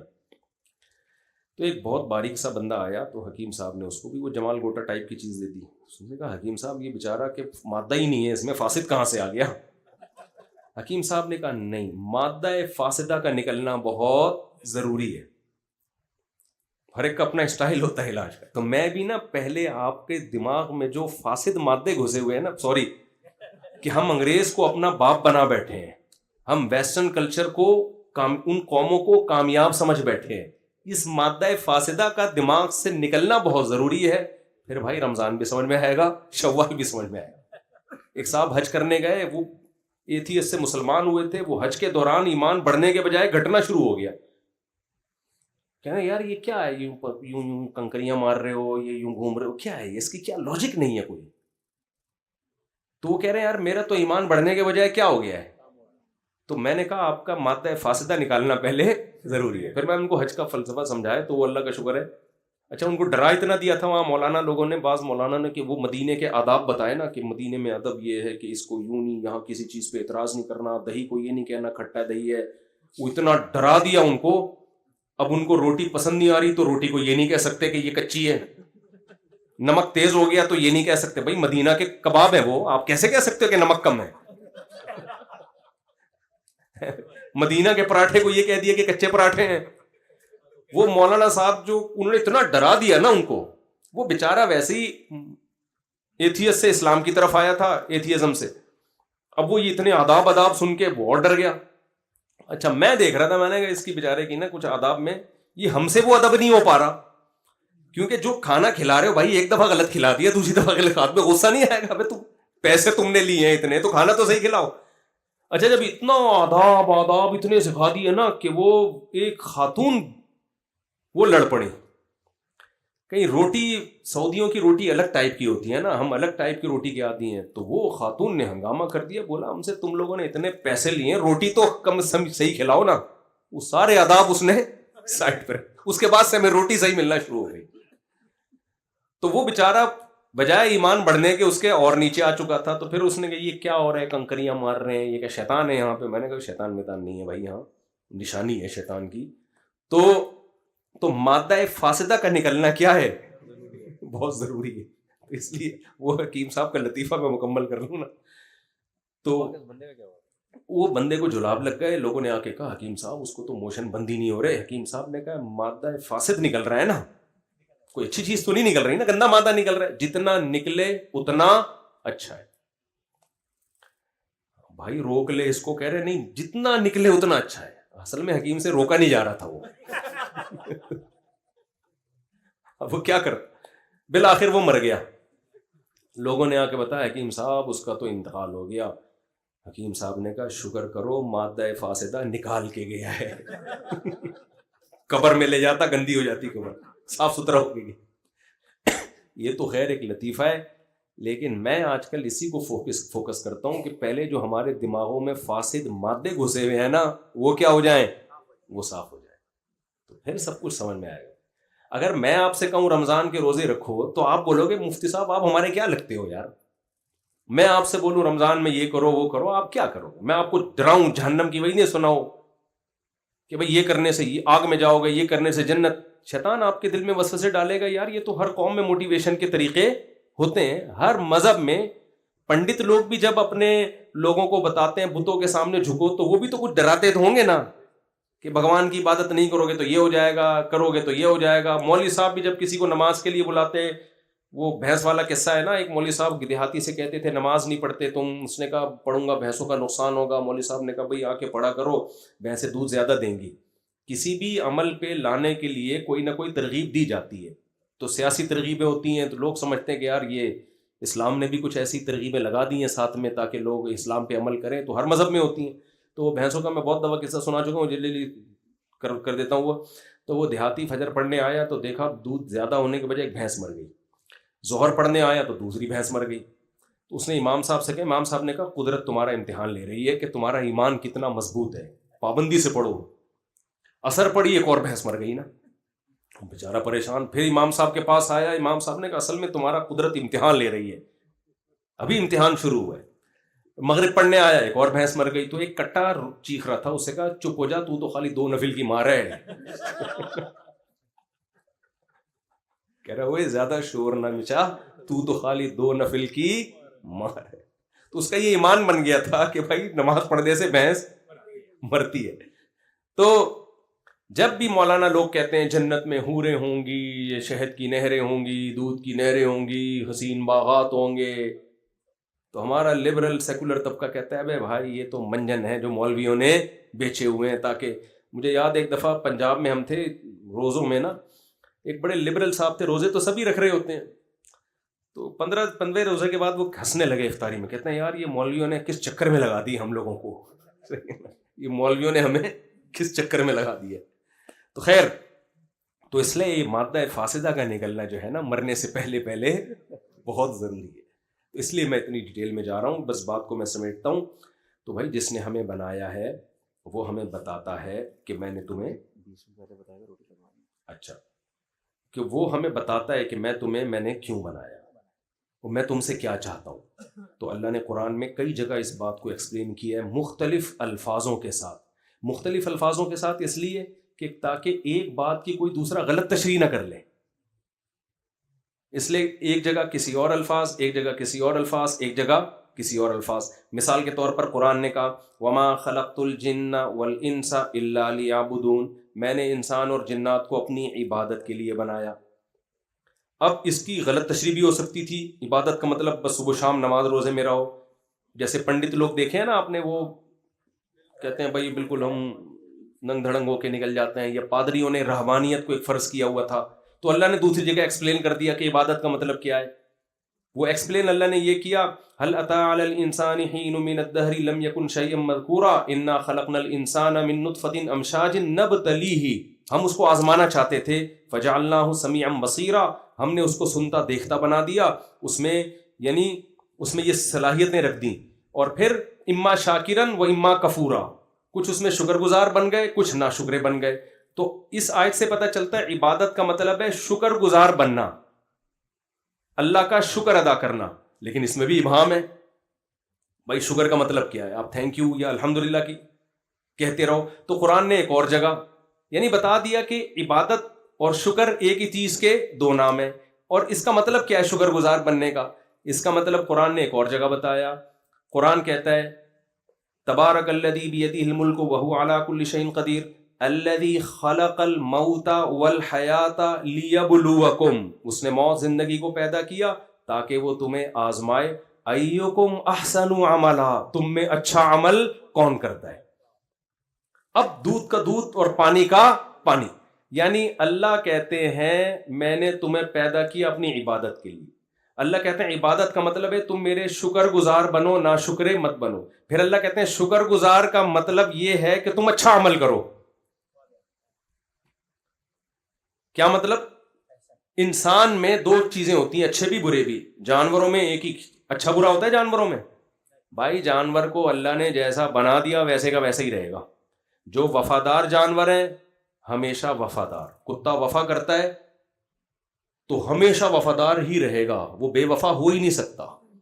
جو بزدل ہیں وہ ہمیشہ بزدل رہیں گے, جو بہادر ہیں وہ ہمیشہ بہادر. جانوروں میں اچھے برے نہیں ہوتے, موٹے تازے ہوتے ہیں. آپ جب قربانی کا بکرا لے کر آتے ہو, اچھا بکرا خریدا برا بکرا خریدا تو کیا مطلب؟ بے وفا ہے, جھوٹ بولتا ہے. اپنے ماں باپ کو اولڈ ہاؤس میں جمع کرایا ہوا ہے اس بکرے نے, امانت میں خیانت کرتا ہے, دو نمبری کا ڈیڑھ ہوشیار ہے نا. اچھے کا مطلب موٹا تازہ ہے, گوشت بہت نکلے گا. بیکار کا مطلب صرف سوپ بنا کے پی سکتے ہو, اس کا لاغر ہے. تو جو جیسا ہے ویسے کا ویسے ہی رہے گا بھائی, تبھی ان کے لیے جنت جہنم نہیں ہے.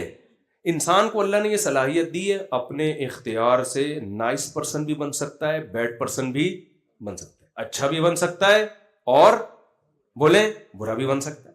وفادار بھی ہوتے ہیں انسانوں میں, بے وفا بھی ہوتے ہیں. ایک نمبر کے چور بھی ہوتے ہیں, سب کا ذہن ایک ہی طرف جا رہا ہے. ایک نمبر کے چور بھی ہوتے ہیں, ایماندار بھی ہوتے ہیں. بوڑھے ماں باپ کی خدمت کرنے والے بھی, جان چھڑانے والے بھی, بیوی سے وفا کرنے والے بھی اور بے وفائی کرنے والے بھی, حقوق ادا کرنے والے بھی, حقوق کھانے والے بھی. کیا خیال ہے, ایسا ہے یا نہیں؟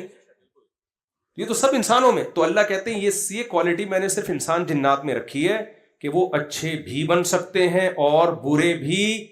ان میں کنجوس بھی ہوتے ہیں, سخی بھی ہوتے ہیں. جانوروں میں کنجوس جو ہے وہ ہمیشہ کنجوس ہی رہے گا, جو سخی ہیں وہ ہمیشہ سخی رہیں گے. انسانوں میں کنجوس بھی ہیں اور سخاوت کے دریا بھی ہیں. تو یہ ساری کوالٹیز کس میں پائی جاتی ہیں؟ انسان. اللہ کہتے ہیں بہت ساری مخلوق تھی, انسان کو جو میں نے پیدا کیا, باقی مخلوق کو تو انسان کے لیے بنایا. سخر لکم, سب کس کے لیے؟ تمہارے لیے, سب کچھ تمہارے لیے. تم کس کے لیے ہو؟ دیکھنا چاہتا ہوں کون اچھا بنتا ہے اور کون برا. اب ایک آخری بات, سچی مچی کی آخری بات, یہ جو اچھا اور برا بننا ہے نا, اس میں بھی ایکسپلینیشن کی ہمیں ضرورت ہے. ورنہ انسان ڈیڑھ ہوشیار, انسان پتہ ہے گڑبڑ کیا کرتا ہے. یہ مثال 20 دفعہ دے چکا ہوں میں, آپ نئے لوگ بیٹھے ہیں آپ کو بھی لازمی دوں گا. میں 20 اس لیے کہہ رہا ہوں کہ جو نیٹ پہ سنتے ہیں کہتے ہیں صاحب 6 دفعہ آپ مثال دے چکے ہو. بھائی مثال اگر خاندانی ہے تو 6000 دفعہ بھی دی جا سکتی ہے نا. کیا خیال ہے؟ آپ سے کوئی قرضہ لینے آ رہا ہے, آپ اس کو بولو کہ میں تمہیں نہیں دوں گا, وہ کہے گا کیوں؟ کہتے مثال دیکھو فلاں بھی تمہارے جیسا آیا تھا لے کے بھاگ گیا.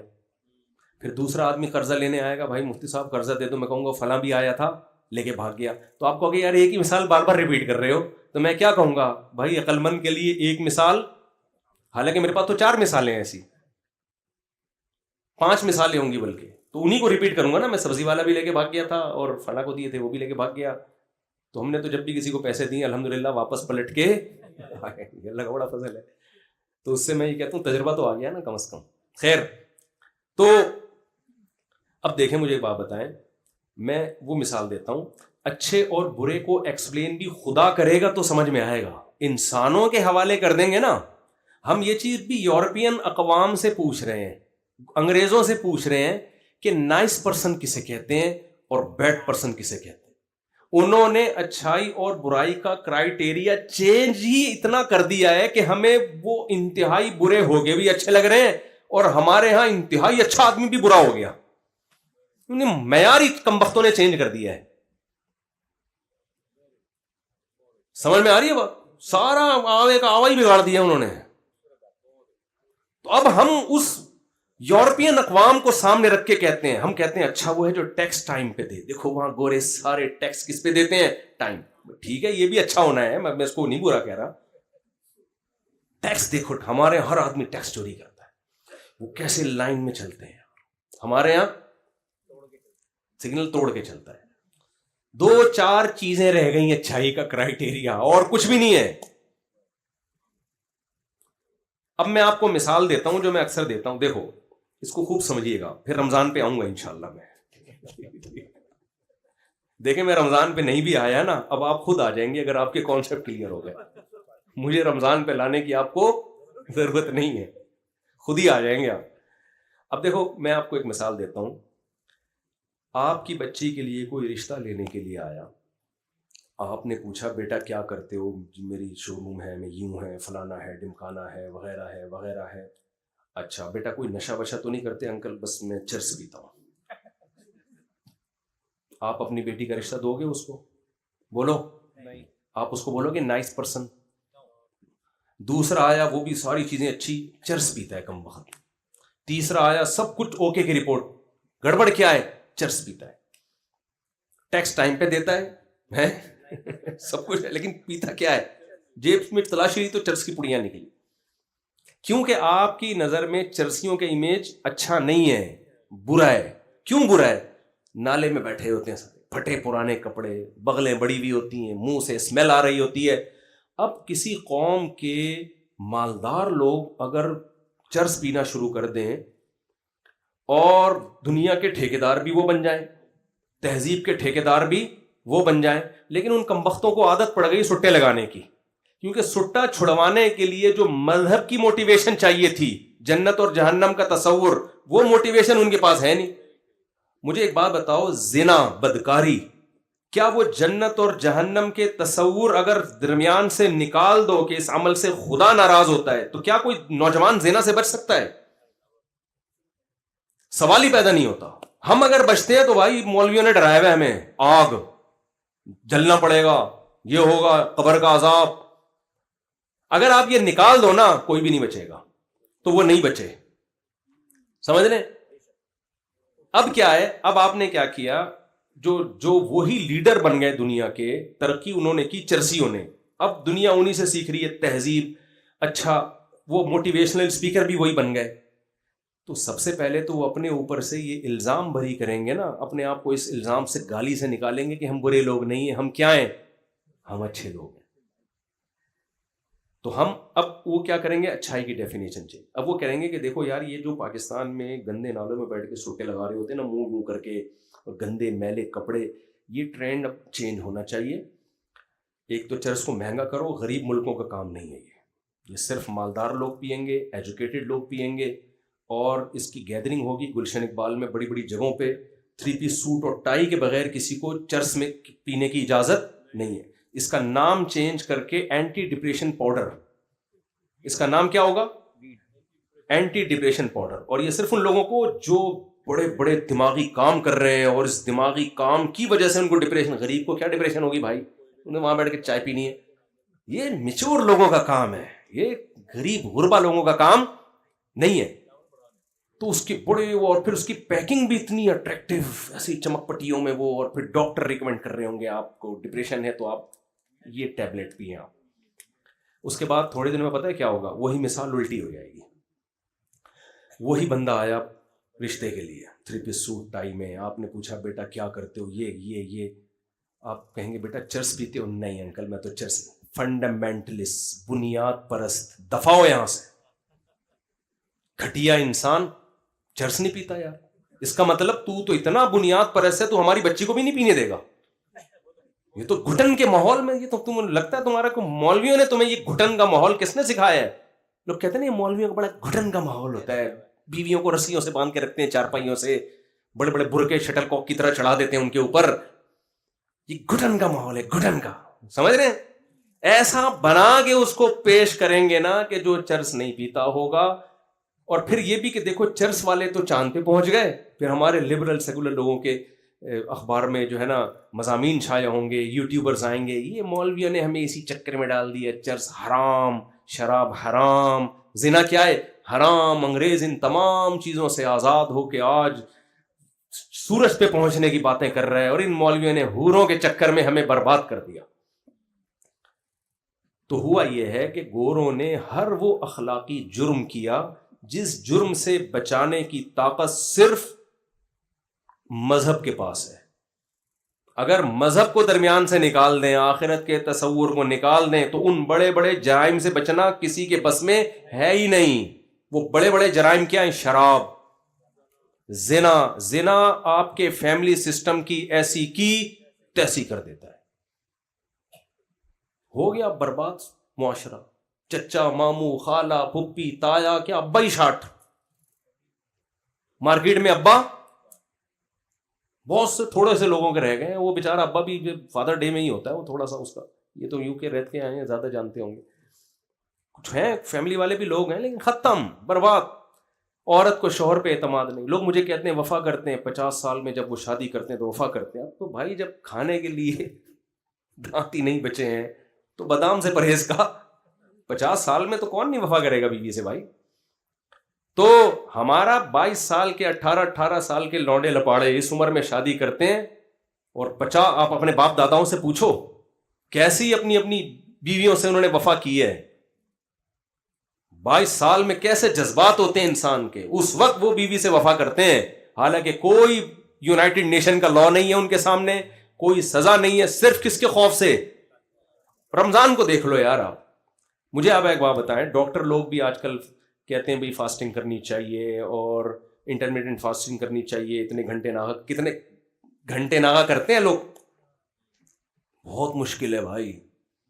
ڈاکٹروں کے مشورے پہ بھی جا کے جب انسان عمل کرتا ہے, جب اس کو دیکھ لیتا ہے ایک اٹیک تو ہو چکا ہے, صحیح ہے, اور موت اپنے سامنے ناچتی ہوئی, تب جا کے تھوڑا سا ہوتا ہے یار تھوڑا سا ہاتھ روکو. اس میں بھی اتنا ہوتا ہے کہ کافی چلتی رہے. ڈاکٹر اگر کہنا کہ 12 گھنٹے آپ نے کافی بھی نہیں پینی, تو کہتے ہیں ڈاکٹر صاحب اس زندگی سے موت کیا ہے. تو ڈاکٹر بھی یہ بتا رہے ہوتے ہیں بھائی 12 گھنٹے کی فاسٹنگ کریں, بیچ میں پانی پیتے رہیں, لیمن واٹر پیتے رہیں, کافی چلتی رہے گی, آپ کو تھوڑا سا کچھ بھی یعنی زبان میں ذائقہ رہے گا. حقیقت آپ کو بتاؤں, اگر مذہب کی موٹیویشن نہ ہو, ایک روزہ رکھنا بھی بہت مشکل. تو مذہب میں یہ طاقت ہے کہ پورا مہینہ آپ سے روزے رکھوا دیتا ہے. وہ مذہب میں یہ طاقت ہے, پوری زندگی آپ کو 20 دفعہ بدکاری کا, زنا کا موقع ملتا ہے, کوئی روک ٹوک نہیں ہے, عورت بھی راضی ہے, آپ بھی راضی ہو, کوئی پکڑے جانے کا خوف نہیں ہے. لیکن مذہب کے پاس یہ طاقت ہے کہ آپ کو زنا سے روک دیتا ہے. مذہب کے پاس یہ طاقت ہے آپ کو شراب سے روک دے. ساری دنیا شراب پی رہی ہے, لوگ پیتے ہیں, اب تو بری بھی نہیں سمجھی جاتی, اور تھوڑے دنوں میں تو فیشن بن جائے گا جس حساب سے ہماری سوسائٹی میں شراب چل رہی ہے. تو اسی طرح بوڑھے ماں باپ کو گھر میں رکھ کے خدمت کرنا, یہ موٹیویشن کہاں سے آئے گی آپ کے پاس؟ یہ مذہب کے. تبھی گورے نے بوڑھے ماں باپ کو اپنی سوسائٹی سے آؤٹ, اور کلچر کا حصہ بن گئی یہ چیز. 18 سال میں خود ہی بچوں کو نکال دیتے ہیں, ان کو پتا ہے اس کا رہنے کا کوئی فائدہ نہیں ہے. تو یہ ساری اخلاقی برائیاں سوسائٹی میں آئیں, فیملی سسٹم تباہ. بھی یو کے نے دیکھو نا, بچے پیدا کرنے پہ انعامات رکھنا شروع کر دیے. کمال کی بات ہے, ہمارا جو لبرل طبقہ ہے نا, یہ ان سے بھی عبرت حاصل نہیں کر رہا. میں نے یوٹیوب پہ ایک ویڈیو دیکھی, یو کے اور کچھ ملکوں نے اعلان کیا بھائی گروتھ ریشو بڑھاؤ, اور اس پہ بڑی بڑی رقمیں انہوں نے رکھی. اور اگلا ہی کلپ تھا, پاکستانی گورنمنٹ کہہ رہی ہے کہ ہمارا گروتھ ریشو بڑھ رہا ہے, اس کو کیا کریں ہم.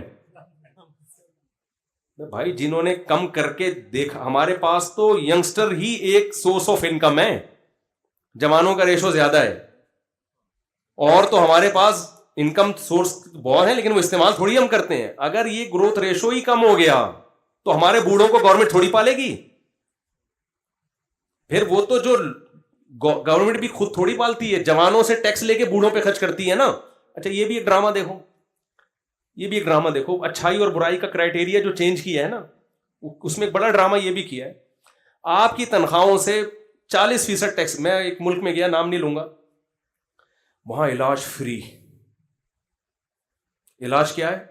فری. میں تو دھچکا لگا، میں نے کہا یار انسانیت تو اس کو بولتے ہیں. انسان تو ہم تو یعنی کچھ بھی کہہ سکتے ہیں آپ، انسان تو کیا ہے؟ علاج کیا ہے؟ فری. واہ. بچوں کی ایجوکیشن میں نے کہا وہ فیس کتنی ہے؟ فری. بے سب کچھ فری بھائی، صرف روٹی پانی کا خرچہ ہے. بہت متاثر ہوا میں بلا وجہ اتنا ان کے خلاف بولتا رہتا ہوں. تو ایک دن میں نے اپنے دوست سے پوچھا آپ کی تنخواہ کتنی ہے؟ انہوں نے بتایا کہ تقریباً پاکستانی 1 کروڑ بنتی ہے. کچھ ہی پوسٹ پہ تھے. زبردست یار، سب کچھ فری اور تنخواہ بھی 1 کروڑ. انہوں نے کہا 43 لاکھ کٹ جاتے ہیں. مجھے پہلے تو دھچکا لگا، میں نے کہا 43 لاکھ روپے کٹ رہے ہیں؟ کہہ رہے جی. فری کس بات کا ہو گیا بھائی؟ پھر فری کس بات کا ہو؟ بھائی صاحب یہ منجن ہے، سمجھ رہے ہو؟ یہ کیا ہے؟ یہ بہترین منجن ہے جو بک رہا ہے مارکیٹ میں. فری. ہم آرگنائزڈ قومیں ہیں، ایک مینجمنٹ اچھی ہے. میں نے کہا آپ کیا سمجھتے ہو، آپ زندگی میں کبھی اتنا بیمار ہوگے کہ آپ پہ 43 لاکھ روپے خرچہ آئے؟ کہہ رہے لگتا تو نہیں ہے. میں نے کہا پورے سال 12 مہینوں میں کتنا دے چکے ہو آپ؟ یہ فری کہاں کا ہو گیا بھائی؟ میں نے کہا پاکستان آؤ، 1 کروڑ روپے کماؤ، فری ہے. ٹھیک ہے یہاں آپ کا فری میں علاج نہیں ہوتا، لیکن اتنا پیسہ بھی تو، پیسے سے علاج کرا لو تو آپ کے چاچا مامے ڈاکٹر نکل آئیں گے بھائی، وہ تو صحیح علاج کریں گے نا آپ کا. ان کے تو چاچا ماما بھی نہیں ہوتے. تو فری کچھ نہیں ہے. اور آپ ذرا اور آگے جاؤ گے تو جو غریب، میں تو افریقہ 4 دفعہ جا چکا ہوں، مجھے افریقہ میں بڑا مزہ آتا ہے. وہ نیچرل ایک ماحول ملتا. دنیا میں جو ملک سب سے زیادہ امیر ہیں وہی سب سے زیادہ غریب ہیں. یعنی 43% ادھر سے کھا رہے ہیں، اور جو غریب ملکوں کا خون چوس چوس کے ہے. صحیح ہے نا؟ جس ملک میں سونے کی کانیں، وہاں خونی لڑائیاں بھی وہی ہیں. امن ہی نہیں آنے دیتے. اس لیے اپنے حکمرانوں کو بہت زیادہ برا نہیں کہا کریں، بہت زیادہ نہیں، کیونکہ بہت کچھ ادھر سے بھی ہو رہا ہے، بہت کچھ ادھر سے بھی ہو رہا ہے. تو اب کیا ہے کہ جن ملکوں میں اتنی کچھ نکل رہا ہے بھائی، سارے وہاں بڑی بین الاقوامی طاقتوں نے فسادات کرائے ہیں. کہیں نہ کہیں لیبیا میں دیکھو نا کیا کیا. یہ سونے کے نوالے کھا رہا تھا وہ ملک. وہاں جا کے ان باہر کی ملکوں نے جا کے ان کی خفیہ ایجنسیوں نے جا کے لڑوایا، بدگمانیاں پھیلا کے کہ یہ قذافی یہ کر رہا ہے، فلانا یہ کر رہا ہے. ان کو لڑا کے برباد کر دیا، سارا بیڑا غرق کر دیا. تو بیڑے غرق کے جتنے سافٹ ویئر ہیں وہ کہاں سے آتے ہیں؟ وہ بھی وہیں سے آتے ہیں. بھائی کفر میں کوئی خوبی نہیں ہے. انڈیویجولی کچھ خوبیاں وہ تو ہر انسان میں ہو سکتی ہیں، اس کا کوئی بھی منکر نہیں ہے. ابو جہل میں بھی ہوں گی کچھ نہ کچھ، ابو لہب میں بھی ہوں گی کچھ نہ کچھ. تو خدا کی نظر میں جو اچھائی اور برائی کا معیار ہے، اس معیار کو سامنے رکھ کے آپ کو فیصلہ کرنا پڑے گا. وہ میں جلدی اتنا بیان ہو گیا تو میں بتا دوں خدا کی نظر میں معیار کیا ہے. دیکھو اسلام انسانیت کا قائل ہے. جیسے ہم کہتے ہیں نا گورے بہت اچھے ہیں، بہت اچھے ہیں، لوگوں کے لیے بہت اچھے. یہ بہت اچھے بڑا مبہم لفظ ہے. جیسے ویمن رائٹس کی ایک بات ہوتی ہے، یہ بڑا مبہم سا نعرہ ہے. خواتین کے حقوق، مبہم نعرے وہی لگاتا ہے جس نے حقوق دینے نہیں ہوتے. مثال کے طور پر کوئی مجھ سے آگے پوچھے مفتی صاحب اسلام میں عورت کے کیا حقوق ہیں، تو میں حقوق بیان کروں گا، پہلے پوچھوں گا کون سی عورت کی بات کر رہے ہو، یہ پوچھوں گا نا. بھائی ماں ہے تو الگ حقوق ہیں، بہن ہے تو الگ حقوق ہیں، بیٹی ہے تو الگ حقوق ہیں، خالہ ہے تو الگ ہیں، پھپھی ہے تو الگ ہیں، اور کچھ بھی نہیں ہے انٹی ہے، پڑوسن ہے تو اس کے الگ حقوق ہیں. کیا خیال ہے؟ تو مثال کے طور پر بیٹی ہے تو آپ اس کو وراثت سے محروم نہیں کر سکتے. آپ جب زندگی میں کچھ دو گے تو بیٹے کو جتنا دیا بیٹی کو بھی اتنا ہی دینا پڑے گا، اس میں آدھا اور ڈبل نہیں کر سکتے آپ. بیوی ہے تو اس کے حقوق یہ ہے کہ آپ نے مہر دینا ہے، اس کو آپ نے گھر کا انتظام کر کے دینا ہے. گیس بجلی کا بل کون دے گا؟ بولو نا، آپ دو گے. اس کی ڈلیوری کا خرچہ کون اٹھائے گا؟ آپ اٹھاؤ گے. اس کے بچوں کی ساری زندگی کی رسپانسبلٹی کس کی ہے؟ آپ کی ہے. ایسے خاندانی حقوق بیوی بنا کے دے دیے اسلام نے. ڈیورس بھی دیے تو مہر دینا پڑے گا، عدت کے دوران اس کو خرچہ دینا پڑے گا. پھر ڈیورس کا بھی ایک طریقہ بتا دیا، دھڑ دھڑ طلاقیں نہیں نکالنی ہے. مر گئے تو 12.5% ہے اس کا، اگر آپ کے بچے ہیں، بچے نہیں ہیں تو 25% ہے اس کا آپ کی وراثت میں، وہ آپ اس سے محروم نہیں کر سکتے بیوی کو. حتیٰ کہ بیماری کی حالت میں آپ نے ساری جائیداد اٹھا کے کسی ٹرسٹ کو دے دی، شریعت اس کو کلعدم قرار دیتی ہے. بھائی آپ کے حق ہے، بیوی ہے یار، ساری زندگی اس نے گزاری ہے، باپ اٹھا کے کسی اور کو پکڑا رہے ہو. آپ سمجھ رہے ہیں کہ نہیں سمجھ رہے بات کو؟ گورے کے پاس اس طرح کے حقوق کی کوئی فہرست، کیا اس کا الف بھی نہیں ہے اس کے پاس، وجود ہی نہیں ہے سرے سے. کیا رائٹس ہیں؟ تھینک یو سے بات شروع کرو اور تھینک یو پہ ختم، اس سے زیادہ کچھ بھی نہیں ہے. خواتین کہتی ہیں نا، دیکھو انگریز لوگ کتنے ہنستے کھیلتے مسکراتے اور تھینک یو وینک یو، اور ہمارے میاں گالیاں لے کے گھر آتے ہیں اور سناتے ہیں بات بات پہ غصہ. میں ان سے کہتا ہوں دیکھو، آپ کا نیوٹن کا لا ہے ہر ایکشن کا ری ایکشن ہوتا ہے. میں بہت ساری چیزیں نیوٹن سے سیکھی ہیں. میں نے کہا گوروں کے ہاں کوئی ایکشن ہی نہیں ہے تو ری ایکشن کہاں سے ہوگا؟ مثال کے طور پر میں نے کہا دیکھو ابھی عید آ رہی ہے، ہماری عورتیں کیا کہیں گی، سینڈل بھی لینے ہیں عید پہ، چوڑیاں بھی لینی ہیں عید پہ، فلانے کے کپڑے بھی لینے ہیں، پھر فلانے کی شادی، عید کے بعد شادیاں کو ایک نیا سلسلہ، میری بہن کی شادی، میرے بہنوئی کے جو ہے نا وہ دعوت کی ہے اس نے، فلانے کی شادی فلانے کی شادی، یہ سارے ایکشن ہو رہے ہیں. اور یہ کس کی کھوپڑی پہ جا کے وار کرنے ہیں؟ اکیلے آدمی کی. اور جس کی چاروں، تو سوچو چاروں طرف سے فائرنگ ہو رہی ہے، دھاڑ دھاڑ دھاڑ. تو اس ایکشن کے ری ایکشن میں دو چار گالیاں نکل جائیں تو یہ کوئی بڑی بات. حالانکہ نیوٹن نے کہا تھا جتنا پاورفل ایکشن ہوگا نا، ری ایکشن اتنا ہی پاورفل ہوگا. اس حساب سے تو بھائی اللہ نہ کرے کہیں شروع نہ کر دے، چپیٹے ہونے چاہیے، کرے نہیں کہ ایسا نہ شروع کر دیں. عذاب میں میرے پاس تو لوگ آئے ہیں نا یار، عید آتی ہے مسا، ہمارا تو جنازہ نکل جاتا ہے. آپ گھر سے باہر جا رہے ہو، واپسی پہ 6 انڈے لیتے ہوئے آنا، یہ کیا ہے؟ ایکشن ہے. تو ری ایکشن تھوڑا بہت تو بنتا ہے نا.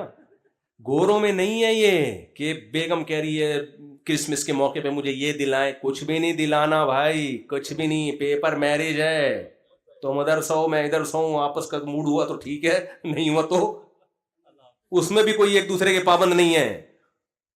اس کو تھینک یو کے علاوہ بچا ہی کچھ نہیں بیچارے کے پاس. تو میں تو خواتین سے کہتا ہوں کہ ٹھیک ہے آپ اپنے شوہروں سے بولو کہ آدھا خرچہ ہم اٹھائیں گے آدھا آپ اٹھاؤ، وہ بھی بھر بھر کے تھینک یو ادھر تھینک یو پیش کرے گا. تو یہ حقوق کا تعین اسلام نے کیا. انسانی حقوق اسلام سکھاتا ہے، عورت کو بھی پابند کرتا ہے. ساری ذمہ داریاں مرد پہ نہیں ڈالی ہیں، عورت پہ بھی ڈالی ہیں تاکہ ریلیشن مضبوط ہو. بھائی جب یہ اتنا، اس کو میں نے اتنی ذمہ داریاں ڈال دی ہیں تو اس کی پرمیشن کے بغیر آپ گھر سے باہر نہیں جا سکتی، اس کی پرمیشن کے بغیر آپ کسی کو گھر میں نہیں بلا سکتی. اگر کسی مرد سے بات کرتی ہو اور اس کو ناپسند ہے تو آپ بات نہیں. گورے کا تھوڑی پابندیاں، یہ ان کا پرسنل مسئلہ ہے بھائی، پرسنل آزاد. تو ریلیشن کی ایسی کی تیسی ہو گئی، صرف اسٹیٹ کے ساتھ ریلیشن ہوتا ہے، جبکہ اسٹیٹ کا کام اسٹیٹ سے ریلیشن مضبوط کرنا نہیں ہوتا. اسٹیٹ کا کام ہے آپس کے جو ریلیشن ہے ان کو، ان کی مینج کرنا کہ کوئی کسی کا حق تو نہیں کھا رہا. سارے حقوق اسٹیٹ ہی کے ہیں. تو ہم جو ٹیکس نہیں دیتے غلط کرتے ہیں، دینا چاہیے، لیکن اس کی بیس کنجوسی نہیں ہے. کنجوسی نہیں ہے. کنجوسی ہوتی تو اتنی زکاتیں تھوڑی نہیں کر. مسلمانوں کے خالی تہوار دیکھ لو آپ، خالی بقرعید دیکھ لو بھائی، کسی ساری دنیا کے سارے تہواروں کو جمع کرو، اس پہ جو خرچہ ہوتا ہے اور انسانیت کو فائدہ ٹکے کا بھی نہیں ہوتا. صرف ایک بقرعید کے تہوار کو دیکھ لو، اس پہ مالداروں کا خربوں خرچہ ہوتا ہے اور فائدہ دبا کے غریب لوگ اٹھاتے ہیں اس کا. اور اسلام نے بھی گوشت رکھا ہے. وجہ کیا ہے؟ میں بھی افریقہ میں ہو کے آیا ہوں نا، تو مجھے پتا چلا کہ یہ جو صدقات و خیرات میں اسلام نے بہت جگہوں پہ خود متعین کر دیا یہ دو. وہاں کیا کرتے ہیں لوگ، کہتے ہیں یہاں عیسائیوں پہ پیسے دیتے ہیں، شراب میں اڑا دیتے ہیں. گوشت تو انسان کی بنیادی خوراک ہے. جب آپ قربانی کرو گے تو گوشت ہی دو گے. غریب اس کو سٹے بازی میں گٹکے میں نہیں اڑا سکتا اس کو. گوشت تو ہماری باڈی کے لیے انتہائی ضروری چیز ہے. تو اچھائی اور برائی کا معیار کیا کر کے رکھ دیا، ایسی کی تیسی کر دی انہوں نے. تو یہاں بھی ہمیں گائیڈنس چاہیے. سمجھ میں آ رہی ہے بات کہ اچھائی کی ڈیفینیشن کیا ہے؟ تو وہ ڈیفینیشن ہے، سب سے پہلے تمہارا ریلیشن کریٹر کے ساتھ ہونا چاہیے. اگر آپ خدا کو اپنی فہرست سے نکالتے ہو، لوگ ایک نعرہ لگاتے ہیں سب سے پہلے انسانیت ہے، مذہب اس کے بعد ہے. یہ غلط نعرہ ہے. یہ بھی یوں سمجھیں کہ ایک بری چیز کو اچھے لبادے میں اڑ کے پیش کیا جا رہا ہے. ہونا یہ چاہیے کہ مخلوق کا آپس میں ریلیشن سے پہلے سب سے پہلے خالق اور مخلوق کے ریلیشن کو فوکس کرنا چاہیے. دیکھو ماں باپ کا رشتہ پہلے ہے, بہن بھائیوں کا پہلے ہے؟ ماں باپ کا پہلے نا. تو خالق اور مخلوق کا پہلے ہے, تبھی حدیث میں آتا ہے لا طاعت لمخلوق فی معصیت الخالق, خدا کو ناراض کر کے مخلوق کو خوش نہیں کیا جا سکتا. اب کوئی نامحرم خاتون ہے, آپ سے ہنس ہنس کے بات کر رہی ہے اور آپ اس سے بات نہیں کرتے تو اس کا دل ٹوٹ رہا ہے. میرے پاس آتے ہیں نا فون, اب تو بہت کم اٹھاتا ہوں میں, کہ جی وہ میرا بوائے فرینڈ تھا, میں نے اس کو منع کر دیا, بلاک کر دیا, تو وہ خودکشی کے خیالات آ رہے ہیں, اس کا دل توڑنے کا مجھے گناہ تو نہیں ہوگا؟ ویسے ویسے بیوقوف دنیا میں پڑے ہوئے ہیں یار. میں کہتا ہوں آپ اس کو خودکشی کرنے دو, نہیں کرے گا تو آپ کو گناہ ملے گا. سمجھ رہے ہیں؟ کیونکہ آپ نہیں جبھی کرے گا جب آپ اس سے بات چیت کرو گے. تو اس کو بولو بھائی تو کھمبے سے چپک کے مر جا, تو کھائی سے نیچے گر کے مر جا, اس کا گناہ آپ پہ نہیں ہوگا. کیونکہ سب سے پہلے ریلیشن کس سے بنانا ہے؟ ہاں, شوہر آپ کے غلط ایٹیٹیوڈ کی وجہ سے اگر خودکشی کے خیالات آ رہے ہیں, پھر اللہ پوچھے گا کہ میں نے اس سے تمہاری شادی اس سلسلے میں نہیں کرائی تھی کہ برین ہیمریج سے. کوئی خاتون آئی, خواتین بیان سن رہی ہیں, تو ان جیسی خواتین کے بارے میں بات نہیں کر رہا, ان کے علاوہ ٹائپ کی خواتین کے بارے میں بات کر رہا ہوں. وہ ایک خاتون, میرے ایک آدمی لایا اپنی اماں کو میرے پاس نا, کہ بہت ہمارا جینا حرام کیا ہوا ہے اماں نے نا. تو میں نے جب بلایا, وہ بولے جا رہی ہیں, چپ ہی نہیں ہو رہی, میری سن نہیں رہی, خود بولے جا رہی ہیں. میں سوچنے لگا کہ یار ان کا شوہر کیسے رہتا ہوگا ان کے ساتھ. تو میں نے کہا آپ کے شوہر زندہ ہیں؟ کہتے نہیں, وہ تو 10 سال پہلے انتقال کر چکے تھے. میرے دل میں بات آئی فوراً, برجستہ منہ پہ, لیکن میں بریک لگا کے روکا اپنے آپ کو نا. میں نے کہا یعنی شادی کو ان کے 30 سال ہو گئے تھے. میں نے کہا بڑی بات ہے, 20 سال نکال لیے اس میں. بڑی بات ہے کہ اس نے, وہ ایک آدمی کی بیوی بیمار تھی نا ہاسپٹل میں, تو وہ باہر بیٹھا ہوا تھا بینچ پہ, تو ڈاکٹر نے آ کے بتایا کہ بس اب چند گھنٹوں کی مہمان ہے. بہت ایک افسوس کے ساتھ اس آدمی کی لمبی آہ بڑھی اور کہا کہ ڈاکٹر صاحب جہاں اتنے سال صبر کیا 2-3 گھنٹے. اچھا یہ جو خواتین بیان سن رہی ہیں ان کے بارے میں بالکل نہیں ہو رہی ہے بات. وہ خواتین کہتی ہیں ہمارے خلاف بات کر رہے ہیں, آپ کے نہیں, ویسے ایک لطیفہ ہے.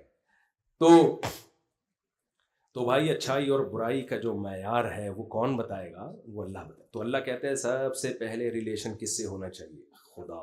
تو اللہ نے, اچھا اس کے بعد مخلوق کا آپس میں, ان 2 ریلیشن کا نام اسلام ہے.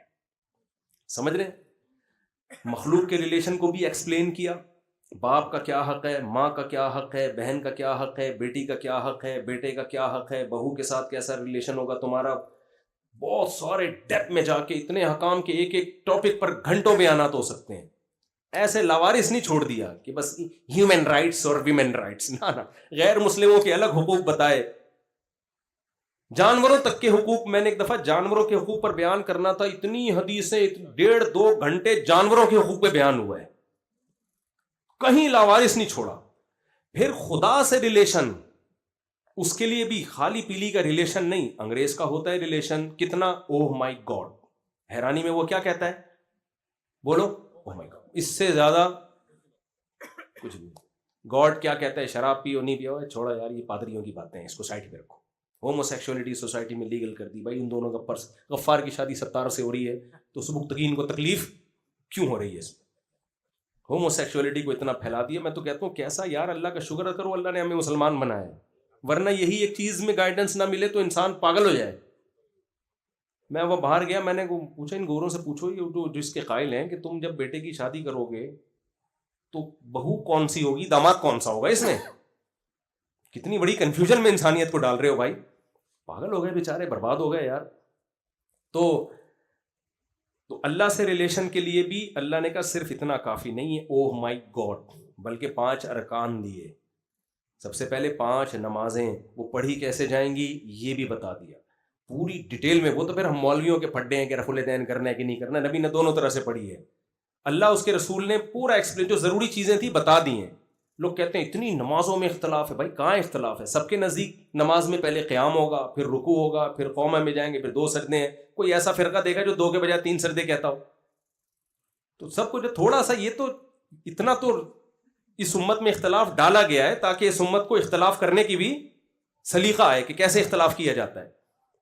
آمین سب کہتے ہیں, کوئی زور سے کوئی آہستہ. اب اس پہ ایک مولوی تقریر کر رہے ہیں, جو آہستہ آمین کہ وہ جہنم میں وغیرہ, دوسرا جو زور سے آمین کہ. تو یہ مولویوں کے پھڈے ہیں, یہ اسلام کا قصور بولو, یہ اسلام کا کی ٹینشن نہیں ہے, تو مولویوں کے بنائے ہوئے ہیں کہ اس پہ اتنا ایکسٹریم لیول پہ چلے جاتے ہیں. سب کے نزدیک صبح صادق کے وقت روزہ شروع ہوتا ہے, غروب آفتاب میں. سب کے نزدیک رمضان میں ہی رکھنے ہیں روزے, شوال میں نہیں ہے جو فرض روزے ہیں. عید بھی متعین ہے, بقرعید بھی متعین ہے. چاند کے پھڈے وہ تو مینجمنٹ کی گڑبڑ کی وجہ سے ہے نا. اسلام نے بتایا بھائی یہ رائٹ گورنمنٹ کے پاس ہے کہ عید کب ہوگی اور بقرعید کب ہوگی. سعودی عرب میں کوئی پھڈا نہیں ہوتا کیونکہ مضبوط حکومت ہے. ہمارے یہاں کو پتہ ہی نہیں چل رہا ہوتا, ہر آدمی اٹھ کے وہ چاند کا اعلان کر رہا ہوتا ہے. ہو سکتا ہے پشاور میں ہو چکی ہو عید, خیر اتنی نہیں ہو رہی. تو وہ کہتے ہیں ہم یہاں کراچی والے غلط ہیں. اب میں اس بحث میں نہیں پڑھتا کہ ہم غلط ہیں, وہ یہ ہلال کمیٹی صحیح ہے, ہلال کمیٹی غلط ہے, ایک الگ بحث ہے. تو موٹی موٹی چیزیں ساری ایکسپلین کرتی ہیں. لا تقربوا الزنا, زنا کے قریب بھی مت پھٹکو. انما الخمر والمیسر, شراب جوا حرام ہے. انشورنس کو ہم کیوں غلط کہتے ہیں, ہمیں شوق نہیں ہے بھائی. یہ یہودیوں نے گیم کھیلا ہے دنیا سے پیسے. یہ ایسے ہی ہے, میں آپ چاروں سے 1-1 کروڑ روپے لے لوں اور آپ کو سیکیور کروں, اگر آپ کی ٹانگ ٹوٹ گئی تو میں ہوں نا. اور بھائی ٹانگ ایک کی ٹوٹے گی صحیح ہے نا, اور 3 کے پیسے تو کھا گیا. یہ فری پھوکٹ میں کھانے کا ایک بہترین طریقہ یہودیوں نے ایجاد کیا. اب چونکہ یہودی ہی دنیا کے ٹھیکیدار ہیں, وہ اس کو غلط نہیں کہیں گے. اگر اسلام ہمارا مذہب نہ ہوتا تو ہم بھی غلط نہ کہتے, بلکہ ہو سکتا ہے انشورنس کمپنی کے مینیجر بنے ہوئے ہوتے. لیکن گاڈ جب بیچ میں آتا ہے, وہ انسانوں کو شرارتوں کو جانتا ہے. جیسے اس نے شراب کو لیگل نہیں کیا, ہومو سیکسولیٹی کو اس نے لیگل یونائٹڈ نیشن نے کر دیا, پھر بھی خدا نے لیگل نہیں کیا. تو اس لیے خدا نے جوئے کو بھی لیگل نہیں کیا, انشورنس کو بھی لیگل نہیں کیا. وہ مجبوری میں کر رہا, وہ ایک الگ بحث ہے. بعض ملکوں میں علاج ہوتا ہی نہیں ہے اس کے بغیر وہ, لیکن اس کو صحیح تو نہیں کہا جا سکتا نا. کوئی بھوک سے مرنے والا خنزیر کھا رہا ہو تو وہ ایک الگ چیز ہے, لیکن یہ تو نہیں کہ خنزیر حلال ہے اسلام میں. تو یہ ساری گائیڈنس ہمیں, تو خدا سے ریلیشن کے لیے اللہ نے 5 نمازیں بتائیں, ان میں کوئی اختلاف بولیں نہیں. اس سے پہلے وضو کرنا ہے, صاف ستھرا ہونا ہے, طہارت کے احکام بتائے. اور پھر خدا سے ریلیشن کے لیے دوسری چیز ہے زکوٰۃ. تیسری چیز اللہ نے بتائی روزہ, 1 مہینہ میری خاطر بھوکا اور پیاسا رہنا ہے. پھر حج زندگی میں ایک بار.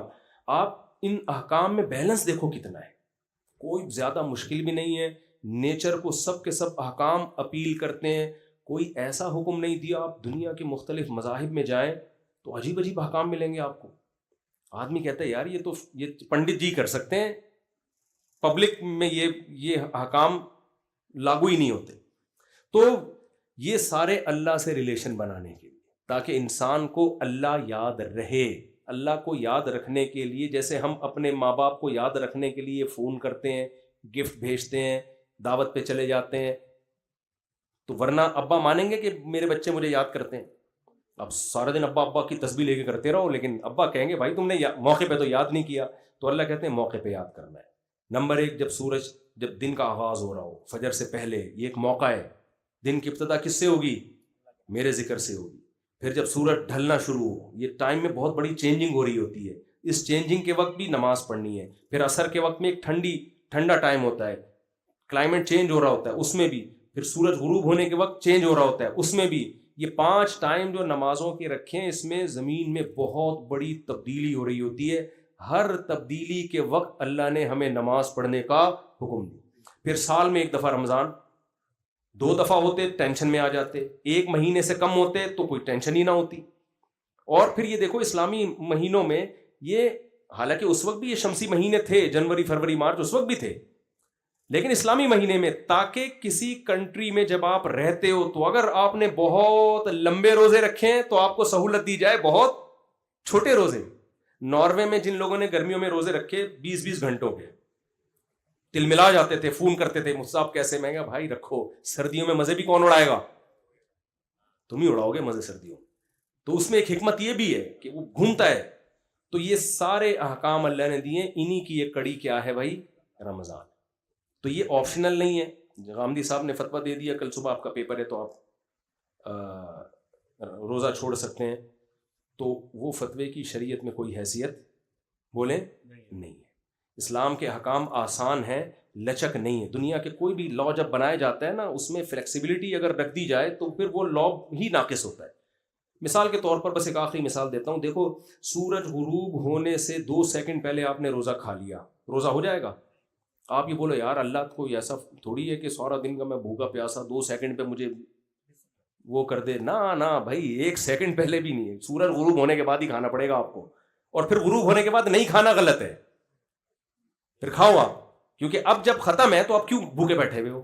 بلا وجہ کے فنٹر بننے کی کوشش کیوں کر رہے ہو؟ تبھی آپ دیکھو عید الفطر میں نبی صلی اللہ علیہ وسلم عید کی نماز سے پہلے کھایا کرتے تھے کچھ، جبکہ بقرعید میں نہیں تھا. وجہ اس کی ہے کہ بھائی 1 مہینہ کے روزے رکھے ہیں نا، تو عید کے دن بتایا کہ آج روزہ نہیں ہے تو ہم جلدی کھائیں گے تاکہ پتہ چلے آج نہیں ہے. سمجھیں گے؟ بقرعید میں یہ حکمت نہیں ہے. تو لا ہے ایک، اس کو ہمیں بنا کے دیا اسلام نے. تو اسی طرح زکوٰۃ ہے، رمضان کے روزے ہیں، تو اپنا پہلے ایمان اسلام پہ مضبوط کریں اور پھر یہ رمضان سے پہلے تیاری کر لیں، اس کی تراویح پڑھیں پابندی کے ساتھ. دیکھو جو کام ٹینشن کے ساتھ ہوتا ہے سکون اسی میں ہوتا ہے. ہم چاہتے ہیں کہ بالکل کچھ بھی نہ ہو، بس ایسی لائف گزر جائے. تو ڈپریشن ہمیشہ ان لوگوں کی بیماری ہے جن کو سرے سے کوئی ٹینشن ہو ہی نہیں. سمجھ رہے ہو؟ کنوارے خودکشی سے زیادہ مرتے ہیں، حالانکہ شادی شدہوں کی ٹینشن ان سے زیادہ. اور 4 ٹینشنیں تو پاگل کر دیں آدمی کو. کیا خیال ہے؟